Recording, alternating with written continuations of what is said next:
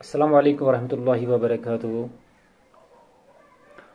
آج ہم جناب انجینئر محمد علی مرزا کے بارے میں کچھ بات کریں گے کہ انجینئر محمد علی مرزا جو ہیں وہ پاکستان میں اس وقت بہت ہی نامور ہیں۔ یہ تو ان کا علم ہوگا یا کچھ اور ہوگا، وہ وہ جو بتاتے ہیں، وہ جو کہتے رہتے ہیں، یہ وہ اپنی جو ہے شہرت کے لیے کرتے ہیں یا کسی اور اچھے کام کے لیے کرتے ہیں، یا ہم آگے دیکھتے ہیں۔ تو فی الحال یہ جو ہیں ایک جو کیا کہتے ہیں اس کو، جرنلسٹ جو ہیں وہ انجینئر محمد علی مرزا کا جو انٹرویو لیتے ہیں اور ان کے ساتھ باتیں کرتے ہیں، اور اس میں ان کے ساتھ کچھ ایسی بھی باتیں ہوتی ہے جس میں وہ انجینئر محمد علی مرزا کو کہتے ہیں کہ آپ بتائیے ہمیں کہ جو کچھ بھی آپ کرتے ہو، کیا یہ اپنی شہرت کے لیے کرتے ہو یا کسی اور چیز کے لیے کرتے ہو۔ اور ایک جہلم میں ایک میٹنگ ہوئی تھی، جو جہلم ہے جہاں پہ یہ پاکستان میں جگہ ہے جہاں پہ انجینئر محمد علی مرزا جو ہیں وہ رہتے ہیں، وہاں پہ ایک پریس کانفرنس ہوئی تھی علماؤں کی۔ وہ بہت سارے مکتب فکر سے تعلق رکھتے تھے، انہوں نے ایک کانفرنس رکھی آپس میں، اور انجینئر محمد علی مرزا کے بارے میں انہوں نے بہت ساری باتیں کہی، ان کے خلاف کہی ہے۔ تو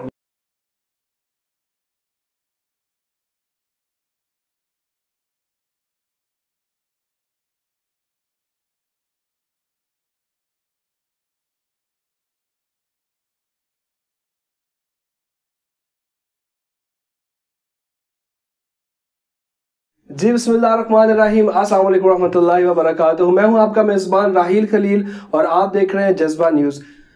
کچھ دن پہلے جذبہ نیوز کے پیج پہ آپ نے کچھ ویڈیوز جو ہے وہ ملاحظہ کی تھیں، جس میں جو جہلم کے علماء ہیں، اہل سنت والجماعت کے جتنے بھی علماء ہیں یا اس کے علاوہ جو لوگ تھے، ان کی پریس کانفرنس آپ نے سنی۔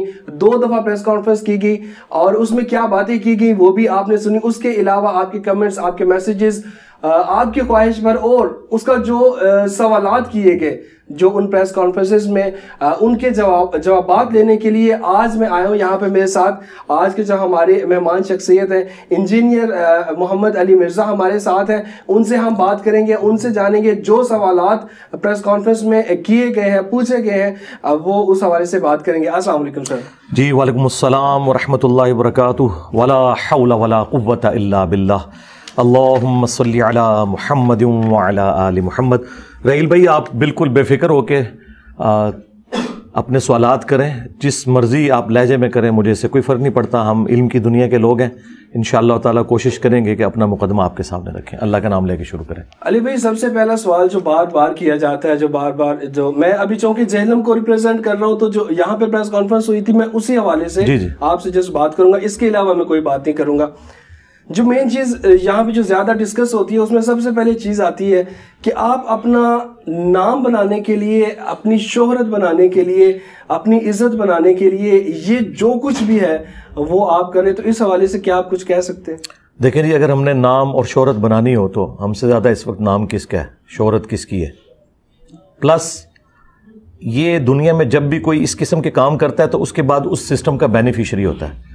یعنی دنیا میں جتنے لوگوں نے نام بنایا، یا وہ پالیٹکس میں آگے اور انہوں نے کہا ہمیں پرائم منسٹر بنایا جائے، یا انہوں نے کوئی اپنی چندہ بک لانچ کر دی، یا کوئی پیر خانہ خانقاہ کھول دی، اور اپنی آنے والی نسلوں کو بھی انہوں نے ایک فائنینشیل بہت بڑی ان پٹ دے دی۔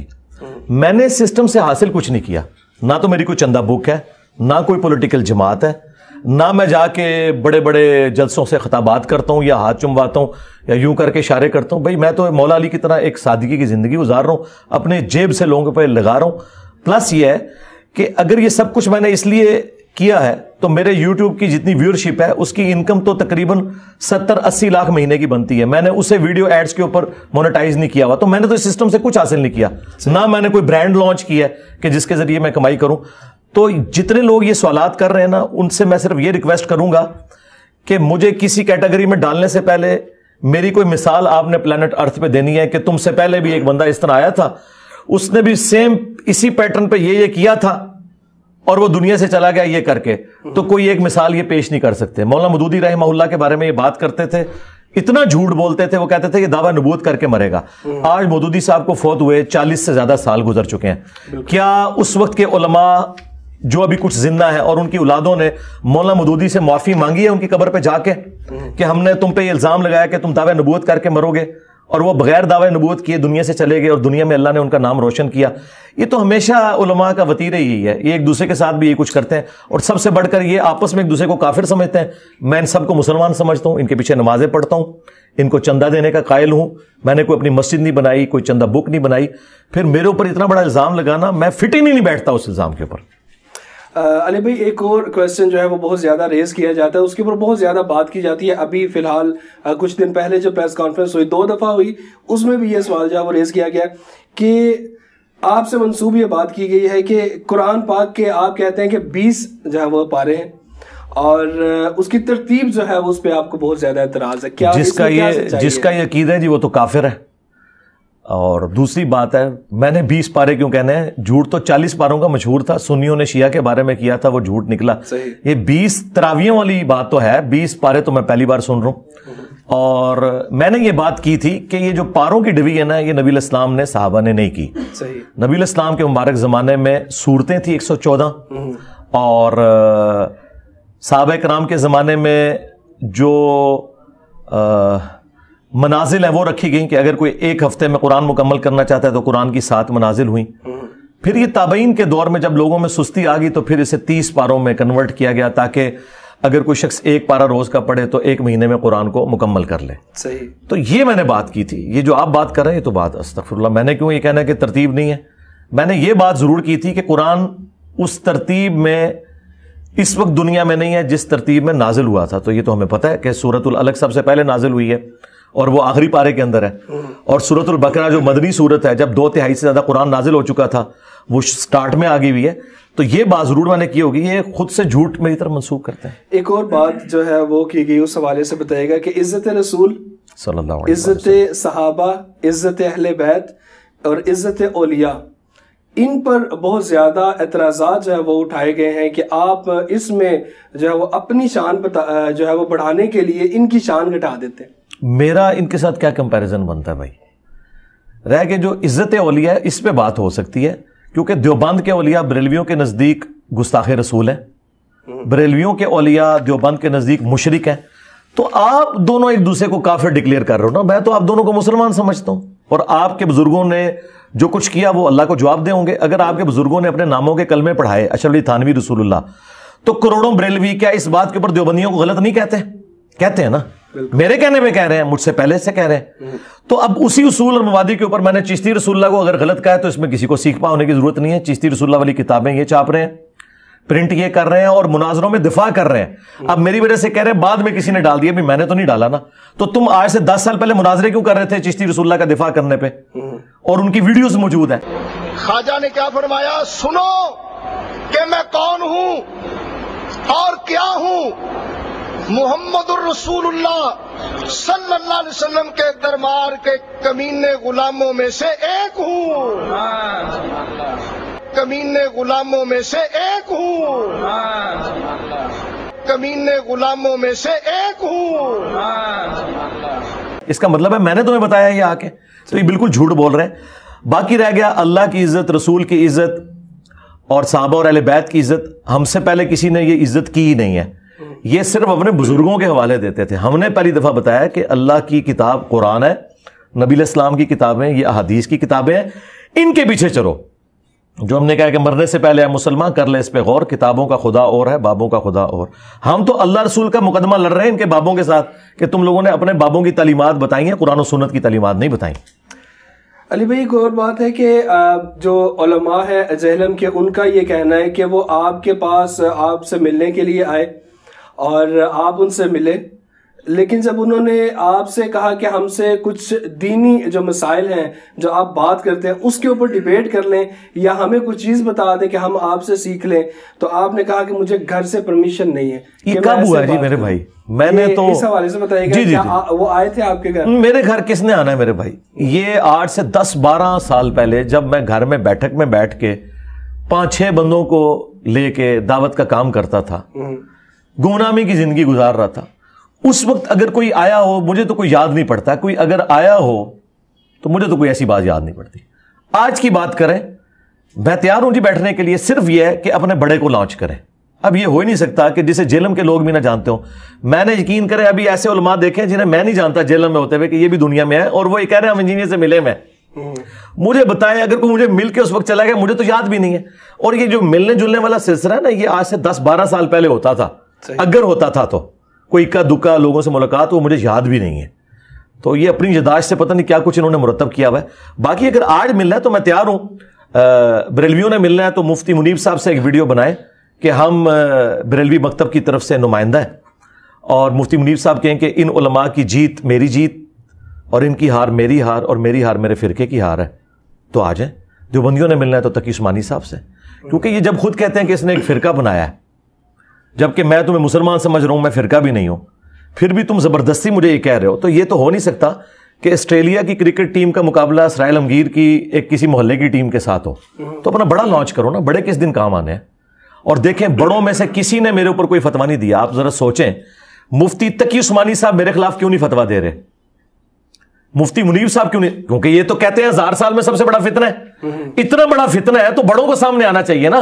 دیکھیں, جب غلام احمد قادیانی دجال سامنے آیا تو اس وقت بڑے بڑے علماء آئے, اہل حدیث سے ثناء اللہ امرتسری سامنے آ گئے, بریلویوں سے احمد بریلوی صاحب, پیر میرلی شاہ صاحب, اور لوگ سامنے آئے.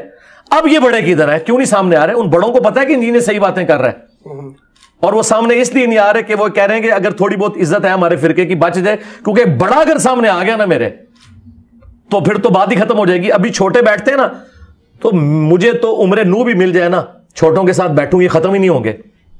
5 لاکھ علماء تو صرف فضل الرحمان صاحب کے ہاتھ پہ بیعت ہے. ایک سے میں بات کروں گا, دوسرا کہے گا تو ایویں سی میرے نال گل کر, تو 5 لاکھ علماء سے اس سے بہتر یہ ہاتھی کے پاؤں میں سب کا پاؤں اپنا بڑا لاؤ. یہاں اسے کرسی پہ بٹھاؤں گا, میں نیچے زمین پہ قدموں میں بیٹھوں گا, آ کے مجھ سے عقیدہ توحید پہ بات کر لیں, ختم نبوت پہ بات کر لیں. اور یہ بھی آپ کی خواہش پہ, مجھے کوئی خواہش نہیں ہے. میں نے اپنا مقدمہ عوام کی عدالت میں رکھا ہے. اب جب آپ کی عوام آپ کو چھوڑ گئی ہے تو اس میں میرا کیا قصور ہے؟ علی بھائی 2 بس سوال ہیں, اور اس کے بعد میں جتنے مرضی کریں. نہیں, میں زیادہ, کیونکہ مجھے پتا اور بھی یہاں پہ جی انتظار کر رہے ہیں. تو امام حسن علیہ السلام کے حوالے سے بتائیے گا کہ جو ہم جہلم کے جو علماء کا کہنا ہے کہ آپ ان کی شان میں گستاخی کرتے ہیں. استغفر اللہ. مجھ سے پہلے تو یہ سب لوگ بنو امیہ کے بندر بنے ہوئے تھے, اہل بیت کے دشمن تھے, یزید کو رحمت اللہ علیہ کہتے تھے, اور یزید کے والد کی غلطیوں کا دفاع کرتے تھے. میں نے اہل بیت کا مقدمہ آگے لڑا ہے, غدیر خم کا مقدمہ لڑا ہے, قرآن اور اہل بیت. اللہ کے بندوں, آپ یہ بات کر رہے ہو, میں کہتا ہوں جی اس وقت اہل بیت کے سب سے بڑے کسٹوڈین ایران کے لوگ اپنے آپ کو سمجھتے ہیں نا. بالکل. اور ان کے مفتی اعظم خامنائی صاحب ہیں نا, خامنائی صاحب بھی اگر فتویٰ دے دیں, میں یہ آپ کے کیمرے میں کہہ رہا ہوں کہ انجینئر صاحب گستاخی اہل بیت ہے, خامنائی صاحب کی عزت خراب ہو جائے گی. مجھے کسی نے گستاخی اہل بیت نہیں ماننا, کیونکہ لوگوں کو پتہ ہے میری آؤٹ پٹ جو ہے اہل بیت کی خدمت کے حوالے سے لوگوں کے سامنے ہے. مجھے تو کسی سے منوانے کی ضرورت نہیں ہے. ان لوگوں کو جنہوں نے یزید کی کارستانیوں کا دفاع کیا, یزید کے والد صاحب کی کارستانیوں کا دفاع کیا, اور میں اس کے مقابلے پہ مولا علی, مولا حسن حسین کا دفاع کر رہا ہوں, مجھے تو کسی سے سرٹیفکیٹ لینے کی ضرورت ہی نہیں ہے. جائیں یہ بات کسی بھی بندے سے منوا کے بتائیں جو مجھے سنتا ہے کہ کیا میں نے مولا حسن علیہ السلام کی کبھی گستاخی کی ہے. نعوذ باللہ من ذالک. یہ آؤٹ آف کانٹیکسٹ چیزیں کاٹتے ہیں. وہ اس طرح نہیں تھا. وہ لائیو سیشن میں ایک ناصبی نے جو اہل بیت کا دشمن تھا, اس کے ریفرنس سے ایک بندے نے مجھ سے سوال کیا کہ ناصبی جو ہے وہ حضرت حسن ابن علی علیہ السلام کی جو صلح ہے امیر شام کے ساتھ, معاویہ ابن ابی سفیان رضی اللہ تعالیٰ عنہ کے ساتھ, اس کے پیچھے بنو امیہ کے کرتوتوں کو چھپاتے ہیں کہ بھئی حسن بھی اس میں شامل ہے, کیونکہ انہوں نے کیوں خلافت ان کے حوالے کی. اب اس کو جب میں ریبٹل کر رہا ہوں تو میں حسن کے دفاع میں بول رہا ہوں, نہ کہ امیر شام کے دفاع میں. تو انہوں نے اس میں یہ پریزنٹ کیا کہ مولا علی جو ہے یہ لڑاکو تھے, نعوذ باللہ, حسین بھی لڑاکو تھے, نعوذ باللہ, حسن بڑا صلح پسند تھا, اسی لیے اس نے امیر شام سے صلح کی. تو میں نے پھر اس کو ریبٹل کیا تھا کہ ظالموں, امام حسن علیہ السلام کس طرح اپنے باپ سے بغاوت کر سکتے تھے؟ یہ تو میں حسن کا مقدمہ لڑ رہا تھا, اور میں نے بتایا کہ صلح حسن مجبوراً حسن ابن علی نے کی ہے, شوق سے نہیں کی. جس کا ثبوت یہ ہے کہ یہ ظالم لوگ آدھی حدیث بخاری سے پیش کرتے تھے کہ میرا یہ بیٹا سید ہے، اس کی وجہ سے مسلمانوں کے دو بڑے گروہوں کی صلح ہو جائے گی. اور وہ چونکہ عربی کا لفظ تھا نا، عظیم عربی میں بڑے کو بھی کہتے ہیں اور عظمت والے کو بھی. انہوں نے ترجمہ کر لیا دونوں عظمت والے گروہ. میں نے کہا نہیں، وَلَهُمْ عَذَابٌ عَظِيمٌ کا کیا مطلب ہوگا؟ عظمت والا عذاب ہوگا؟ نہیں، بڑا عذاب. تو یہاں ہے بڑا گروہ. عظمت والا گروہ کیسے ہو سکتا ہے؟ صحیح بخاری کی حدیث ہے 2812، یہ میری بوٹل پہ بھی، تقتلہ الفئۃ الباغیہ یدعوہم الی اللہ ویدعونہ الی النار ویح عمار، افسوس ہے عمار تجھے باغی جماعت قتل کرے گی، تو انہیں اللہ اور جنت کی طرف بلائے گا، وہ جماعت جہنم کی طرف بلائے گی. جس جماعت کو رسول اللہ یہ کہیں کہ یہ جہنم کی طرف بلا رہی ہے، جہنمی نہیں، جہنم کی طرف بلانے والی، مطلب مسلمان بھی ہو سکتا ہے جھوٹ بولنے والا، ہم اسے کہیں گے تم جہنم کی طرف بلا رہے ہو جھوٹ کی دعوت دے کے، جہنمی نہیں کہیں گے، یہ نہیں ہم کہہ سکتے. تو جس جماعت کو نبی الاسلام کہیں کہ یہ جہنم کی طرف بلانے والی جماعت ہے، وہ عظمت والی کہاں سے ہو سکتی ہے؟ تو یہ کہتے تھے حسن نے صلح کی تو وہ میرا یہ بیٹا سید ہے، یہ حضور کہہ رہے ہیں. ہم نے کہا تھا پوری حدیث پڑھو.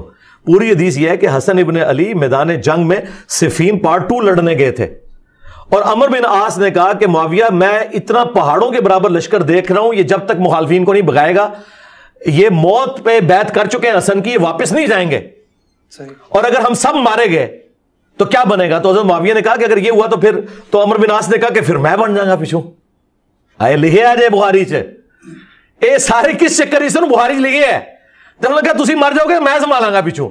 تو حضرت معاویہ نے کہا لو جی میرا دستے راز ہے، کہہ رہے میں سنبھالاں گا. انہوں نے کہا یار انج کر رہے ہیں صلح کر لیتے ہیں. تو انہوں نے حضرت حسن کو صلح آفر کی، وہ لشکر لے کے آئے تھے لڑنے کے لیے. یہ پوری حدیث ہے بخاری میں. اچھا پھر حسن ابن علی نے انہیں کہا کہ آپ کو پتا ہے کہ جنگوں کی وجہ سے ہمارے لوگ پیسے کے ان چیزوں کے عادی ہو چکے ہیں، اگر یہ ان سرداروں کو آپ نے مینج کرنا ہے تو آپ کو وہ مال غنیمت میں جو حصہ ہے، یہ ساری چیزیں جو خمس اللہ تعالیٰ نے قرآن میں رکھا ہے، یہ آپ نے سارا ہمیں دینا ہے. جو یہ کہتے ہیں حسن نے پیسے لے کے صلح کی تھی، وہ چیز ہے ایسی. اچھا اور پھر سورہ الانفال میں لکھا ہے کہ اگر میدان جنگ میں کافر بھی تم سے صلح کرے تم اس سے صلح کر لو. نبی الاسلام نے صلح حدیبیہ کی نا. یہ صلح حضرت معاویہ اگر حضرت علی کو بھی آفر کرتے نا، انہوں نے بھی صفین روک لینی تھی، لیکن آفر ان کو کی. وہ جنگ لڑنے آئے تھے. 40,000 کا لشکر کیوں آیا تھا؟ صلح کرنے کے لیے، جنگ لڑنے کے لیے. پھر حسن ابن علی نے صلح کی وہ شرائط کے اوپر. الٹیمیٹلی اس صلح کا انجام یہ نکلا کہ حسن ابن علی کو بھی زہر دے کے انہوں نے قتل کیا بنو امیہ نے، اور بعد میں حسین ابن علی کے ساتھ کربلا کی. تو میں نے کہا تھا صلح حسن منسوخ ہو چکی ہے. حسن نے اس لیے صلح نہیں کی تھی کہ مجھے زہر دیا جائے اور میرے بھائی کو قتل کیا جائے، اور ان لوگوں کے بعد بھی ممبر رسول پر بنو امیہ جو ہے وہ حضرت علی اور ان کے چاہنے والوں کو لعنت کرے. ٹھیک ہے، جو صحیح مسلم میں 6229 ہے، لعن اللہ ابا التراب. یہ صلح حسن کے بعد کی حدیث ہے، کیونکہ ہے کہ مروان کی اولاد میں سے ایک بندہ گورنر بنا مدینے کا.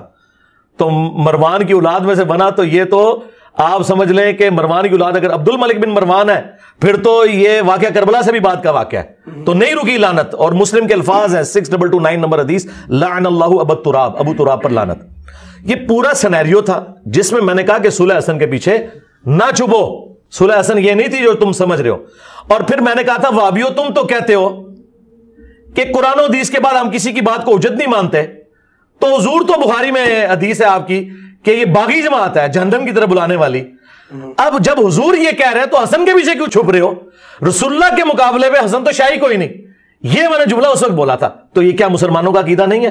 حسن ابن علی کے سامنے میں اگر کہوں نا کہ حضرت رسول اللہ کے مقابلے پہ آپ شاہی کوئی نہیں، تو حسن ابن علی بھی مجھے سینے سے لگا لیں گے کہ تو صحیح پہنچا ہے کہ مجھے سب کچھ رسول اللہ کی نسبت سے. میں نے اپنے سامنے کمپیئر کیا تھا اور میں حسن کے دفاع میں کہہ رہا تھا کہ حسن کی صلح کو آپ ملائن نہ کرو، حسن کے پیچھے امیر شام کو نہ چھپاؤ. ٹھیک ہے، کیونکہ تم لوگ تو کہتے ہو حدیث حرف آخر ہے، تم تو امام حسن کو مانتے ہی نہیں ہو، تو تم حدیث میں کیوں نہیں چلتے؟ تقتلہ الفئۃ الباغیہ یدعوہم الی اللہ ویدعونہ الی النار. الٹا تم جا کے صلح حسن کے پیچھے چھپ رہے ہو. تو تمہیں تو میں تمہاری ڈاکٹرن پہ بتا رہا ہوں کہ رسول اللہ کی جب حدیث آ گئی ہے تو رسول اللہ کے مقابلے میں تو حسن شاہی کوئی نہیں. یہ میں نے بات کی تھی. اب انہوں نے کہا، حالانکہ جملہ بھی جو انہوں نے کاٹا وہ بھی پرفیکٹ ہے. میں نے کہا تھا کہ کروڑوں حسن بھی ہوں رسول اللہ کے مقابلے پہ کوئی شے نہیں. میں نے اپنے ساتھ تو کمپیئر نہیں کیا. یہ ایبسولوٹ جملہ بھی لیا جائے تو کیا گستاخی ہے؟ بالکل ایسا ہی ہے جو آپ نے کہا. کیا حسن جرت کریں گے کہ میں رسول اللہ کے مقابلے میں شے ہوں؟ اور میں یہاں کوئی رسول اللہ اور حسن کا مقابلہ نہیں کروا رہا تھا، ان کو میں پھکی دے رہا تھا اینٹی وینم. ٹھیک ہے، اور یہ جب یہ اس طرح طریقے سے بات کرنا نا، یہ اللہ کی سنت ہے. اللہ نے قرآن میں کہا ہے کہ عیسیٰ کی مثال اللہ کے ہاں آدم کی سی ہے، کن فیکون ہوا. یہ کیوں کہا؟ وہ کہتے تھے عیسیٰ اللہ کا بیٹا ہے، تو اللہ نے کہا کہ آدم بھی تو بغیر باپ کے پیدا ہوا ہے. یہ پھکی دے کے سمجھایا. اسے تو تم بھی بندہ مان رہے ہو، بلکہ کرسچنز تو کہتے ہیں کہ ساری غلطی ابے کی ہے. وہی وہ پیغمبر بغیر باپ کے اور بغیر ماں کے پیدا ہوا ہے، وہ تو خدا نہیں ہے. اور عیسیٰ جس کی ماں ہے صرف باپ نہیں ہے وہ خدا ہے. تو یہ کون سی بات ہوئی؟ تو اس طریقے سے اینٹی وینم دے کے، الزامی جواب دے کے سمجھانا یہ اللہ کی سنت ہے. علی بھائی، امام کعبہ سے مناظرہ آپ کرنا چاہتے ہیں اور انہیں تو عربی آتی ہے، پنجابی اور اردو نہیں آتی، تو علماء علم کہتے ہیں کہ آپ ہم سے مناظرہ کر لیں، انہیں کیوں بلا؟ نہیں، میں نے کیوں مناظرہ کرنا ہے؟ مجھے تو میرے بھائی کسی سے مناظرہ کرنے کی ضرورت ہی نہیں. یہ میں نے ریبٹل کیا تھا. یہ وہی جو میں ان کو کہہ رہا ہوں کہ اپنے بڑوں کو لانچ کرو. مجھے تو مناظرے کا شوق ہی نہیں میرے بھائی. امام کعبہ کی کیا عزت ہے؟ امام کعبہ کے لیے اتنا ہی کافی ہے کہ پاکستان کے آدھے سے زیادہ مسلمان یہ کہتے ہیں اس کے پیچھے نماز ہی نہیں ہوتی، بریلوی. اور 8 بریلوی امام کعبہ کے دفاع میں کھڑے ہوئے ہیں. ہائے صدقے، اوے تواڈے وڈیاں نے انہوں نے اسلام تو باہر کڈیا ہوا ہے خارجی کہہ کے اور نجدی کہہ کے. تسی امام کعبہ نو کتنے لے آئے وچ؟ اچھا، دوسری بات یہ، میں نے یہ بات کی تھی کہ اپنے یہ اہل حدیثوں سے بات ہوئی تھی نا، وہ اپنے چھوٹے چھوٹے بچے لانچ کرتے تھے. میں نے کہا بڑا لانچ کرو، پاکستان سے کرنا ہے تو شاذ میر کو کرو، اور اگر تم سمجھتے ہو پاکستان میں اس لیول کا کوئی نہیں ہے امام کعبہ ہے تو اسے لے آؤ. میں نے یہ نہیں کہا تھا کہ مجھے شوق ہے اسے بات کرنے کا، یہ کہتے تھے ہم نے بات کرنی، تو میں نے کہا بڑا لے کے آؤ. تو اس میں امام کعبہ کا اس لیے کہا کہ امام کعبہ کو اگر انگریزی نہیں آتی اور اسے اگر اردو نہیں آتی ہے، کوئی کامن زبان دیکھ لیتے ہیں اور یا کہ انٹرپریٹیشن کے لیے ساتھ بندہ بٹھایا جا سکتا ہے. مجھے کوئی شوق نہیں بیٹھنے کا. مجھے بتائیں یار، امام کعبہ سعودی عرب کا چینل یوٹیوب پہ لائیو لگا ہوتا ہے، جب وہ تلاوت کر رہا ہوتا ہے آپ دیکھیں کتنے بندے دیکھتے ہیں. پوری دنیا کعبے کو دیکھتی ہے نا. ہمارے ایک سٹوڈنٹ کی جو چھوٹا سا چینل ہے اس کی ویورشپ جو ہے سعودی عرب کے چینل سے زیادہ ہے. جا کے کھول کے دیکھ لیں یوٹیوب پہ لائیو کتنے بندے دیکھ رہے ہوتے ہیں. ٹھیک ہے، تو امام کعبہ کا میرا مقابلہ ہے؟ یہ میں نے ان کے لیے کہا تھا. ہم تو ان کے مرے ہوں کو کوئی نہیں سمجھتے کوئی چیز، زندوں کو کیا مانیں گے؟ علی بھائی، جو سوالات تھے پریس کانفرنس میں کیے گئے وہ آپ سے میں نے کر لی ہے. اب ایک چیز جو بہت زیادہ کمنٹ اور میسیجز اور کال پہ جو متفقہ طور پہ جو مجھے سمجھ آئی کہ وہ آپ سے پوچھنی چاہیے، جو اراؤنڈ دا ورلڈ جو لوگ جاننا چاہتے ہیں، جو آپ سے کرنا چاہتے ہیں کویسچن، وہ ایک ہی ہے کہ اگر آپ کا بھی مقصد دین کی خدمت کرنا ہے اور جو دوسرے علماء ہیں ان کا بھی مقصد دین کی خدمت کرنا ہے، تو کوئی ایسا رستہ کیوں نہیں نکل سکتا کہ آپ کوشش کریں، وہ کوشش کریں اور سب مل کر ایک پلیٹ فارم پر اکٹھے ہو کے تو دین کی خدمت؟ جی بالکل، ہم تو تیار ہیں. ہم تو چاہ رہے ہیں کہ الیاس قادری صاحب رائیونڈ میں آ کے نماز پڑھائیں. ٹائم قیامت تک جے مولویو لاؤ الیاس قادری نو کھڑا کرو تھے تے طارق جمیل نو مدنی مرکز کراچی پہلے آپ تے صلح کر لو، منو آگے گلاں کر دیو. آپ ایک دوسرے کو کافر کہیں اور مجھے کہہ رہے ہیں مل کے چلو. میں تو مل کے چل رہا ہوں. میرا سب سے بڑا ثبوت یہ ہے کہ میں ان کی مساجد میں نماز پڑھتا ہوں، چندے انہیں دیتا ہوں. میں نے کوئی مسجد نہیں بنائی. یہ کتوں کی طرح لڑتے ہیں. اسلام آباد میں بریلویوں کو ایک مسجد مل جائے نا، دیوبندی اس وقت تک ٹیں کرنا بند نہیں کرتے جب تک ان کو ایک پلاٹ نہ لاٹ ہو جائے سی ڈی اے کی طرف سے. تم لوگ ایک دوسرے کے پیچھے نماز نہ پڑھو اور مجھے باتیں کرو. میں بریلویوں کے پیچھے بھی پڑھوں، میں دیوبند کے پیچھے بھی، اہل حدیث کے پیچھے بھی، شیعہ کے پیچھے بھی. تو سرکار ہم تو تیار ہیں. اتحاد امت تو ہم نے کروایا ہے. اللہ کا شکر ہے میری مخالفت میں مولوی اکٹھے ہو گئے اور میرے حق میں مولویوں کی عوام اکٹھی ہوگی. اتحاد امت تو ہو چکا ہے. تو باقی ہم تو تیار ہیں. پہلے آپس میں تو یہ سب کچھ کرو. ہم تو پہلے ہی تیار بیٹھے ہوئے ہیں. ہاں، یہ اتحاد امت کی آواز ہی ہم نے بلند کی ہے. ٹھیک ہے، آپ لوگ ایک دوسرے کو کافر کو، ایک دوسرے کو اسلام سے باہر نکالو. احمد بریلوی صاحب احکام شریعت میں لکھیں کہ اہل حدیث دیوبند قادیانی کافروں کو ساتھ ذکر کر کے اور شیعہ یہ سب 1,00,000 دفعہ بھی اللہ کا نام لیں تو ذبیحہ مردار رہے گا اور حرام رہے گا اور یہ مرتد واجب القتل ہیں. اعلیٰ حضرت تو کہیں کہ اہل حدیث دیوبند شیعہ واجب القتل ہیں اور قادیانی کافروں کو ان کے ساتھ ذکر کریں اور ساتھ لکھیں کہ یہود و نصارہ کا ذبیحہ حلال ہے. تو جاؤ اپنے اعلیٰ حضرت سے پوچھو، جاؤ ان کے مزار کے اوپر پریس کانفرنس کرو، جا کے احتجاج ہمارے آگے نہ کرو، ان کے آگے جا کے کرو کہ کیوں اسلام سے نکال کے گئے ہیں. اور ملفوظات اعلیٰ حضرت میں ان کا بیٹا ان سے پوچھ کے نقل کر رہا ہے. ان سے پوچھا گیا کہ یہ اہل حدیث اور دیوبند کے پیچھے نماز ہو جاتی ہے. انہوں نے کہا ان کی نہ نماز ہے نہ جماعت ہے. پوچھا گیا ان کی مسجد میں پڑھ لیں. انہوں نے کہا کافروں کی مسجد مثل گھر کے ہے، کافر کا ڈائریکٹ. تو اللہ کا شکر ہے ہم تو مسلمان سمجھ رہے ہیں. بالکل اچھی بات ہے، ہم تو تیار ہیں. میں بس انتظار کروں گا. آپ نے مجھے بتانا ہے، ویڈیو دکھانی ہے کہ رائے میں الیاس قادری نے نماز پڑھائی ہو اور الیاس قادری صاحب کے مرکز کے اندر طارق جمیل صاحب نے نماز پڑھائی ہو. ٹائم قیامت تک سے. علی بھائی کو میسج آپ دینا چاہیں جو لوگ ابھی آپ کو دیکھ رہے ہیں، سن رہے ہیں، کوئی ایک میسج؟ ہاں جی، میسج صرف ایک ہی ہے جو ہم نے یہاں لکھا ہے. نبی کے جیسا ہے ہی کوئی نہیں، بابت شاہی کوئی نہیں۔ ان لوگوں نے رسول اللہ صلی اللہ علیہ وآلہ وسلم کے نام پر آپ کو دھوکہ دیا ہے اور اپنے بابوں کی تعلیمات بتائی ہیں۔ اللہ سے ڈریں اور تحقیق کریں، بھلے آپ اپنے قرآن کا ترجمہ پڑھ لیں، بریلوی ہیں تو آمزہ بریلوی کا پڑھ لیں، دیوبندی ہیں تو اشری تھانوی کا پڑھ لیں، اہل حدیث ہیں تو جونا گڑی صاحب کا پڑھ لیں، اہل تشیع ہیں تو فرمان علی شاہ کا پڑھ لیں، اپنا ترجمہ قرآن کا پڑھ کے دیکھیں اور پھر کمپیئر کریں کہ آپ کو جو انہوں نے عقیدے بتائے ہیں قرآن میں کہیں لکھے ہوئے ہیں۔ آپ اپنی حدیث کی کتابیں بخاری مسلم اپنا ترجمہ پڑھ کے دیکھ لیں اور دیکھیں کہ جو نماز کا طریقہ انہوں نے آپ کو بتایا وہ ہے یا نہیں، یا صرف یہ اللہ اور اس کے رسول کے نام کے اوپر چندے کھا رہے ہیں، یہ سواریاں سوار کر رہے ہیں مکے اور مدینے کا نام لے کر، اور یہ پھینک رہے جا کے بریلی میں، دیوبند میں، اجمیر میں، بغداد میں۔ یہ لوگ رسول اللہ کے ساتھ غداری کر رہے ہیں اور اللہ کا شکر ہے کہ ہم نے انہیں ایکسپوز کر دیا ہے۔ بس ہم یہی میسج دیں گے جی آپ۔ بہت شکریہ علی بھائی ٹائم دینے کے لیے، اور جیسا کہ آپ کا جو آپ کے کویسچن تھے اور آپ کا اصرار تھا، آپ چاہتے تھے کہ انجینئر صاحب کی ویڈیو، ان کا موقف جو ہے وہ اس جو ویڈیوز بنی ہیں زہرم کے علماء نے جو بنائی ہیں اس کے اوپر لیا جائے، تو وہ موقف جو ہے وہ آپ کے سامنے، انشاءاللہ آپ سے ملاقات ہوگی اگلی ویڈیو میں۔ بہت شکریہ۔ بسم اللہ الرحمن الرحیم۔ السلام علیکم ویورز، نادر بلوچ نئی ویڈیو کے ساتھ حاضر خدمت ہوں۔ آج موجود ہوں جہلم میں، اور جہلم کی فضا اس وقت جو ہے، آج 7 مئی ہے تو کل 8 مئی انجینئر محمد علی مرزا کے خلاف ایک بہت بڑا لانگ مارچ جو ہے، جو باقاعدہ دعویٰ کیا جا رہا ہے کہ وہ لے کے آ رہے ہیں اور ان کو گرفتار کرا کے لگتا ہے ان کو پھانسی پہ چڑھائیں گے، پتہ نہیں کہاں تختہ دار پہ لٹکوائیں گے۔ لیکن ان کے ویوز جو ہیں وہ آپ کو پتہ ہے کہ کروڑوں پاکستانی کے پوری دنیا میں دیکھے جاتے ہیں اور ان پر اعتراضات بھی اٹھائے جاتے ہیں، اعتراضات کے جوابات بھی دیے جاتے ہیں۔ لیکن دلچسپ کہیں افسوسناک بات یہ ہے کہ ان کے خلاف نہ صرف فتویٰ دیا گیا بلکہ انجینئر محمد علی مرزا کے والد صاحب کے خلاف بھی FIR کاٹی گئی ہے، اور اس وقت ان کی جان کو بھی تھریٹس ہیں۔ سر بہت بہت شکریہ کہ آپ نے اپنا قیمتی وقت دیا۔ کچھ تلخ بھی سوالات ہیں، کچھ شیریں بھی ہیں، امید ہے کہ آپ مائنڈ نہیں کریں گے جی انشاءاللہ تعالیٰ جی۔ لا حول ولا قوت الا باللہ، اللہم صلی علی محمد وعلی آل محمد۔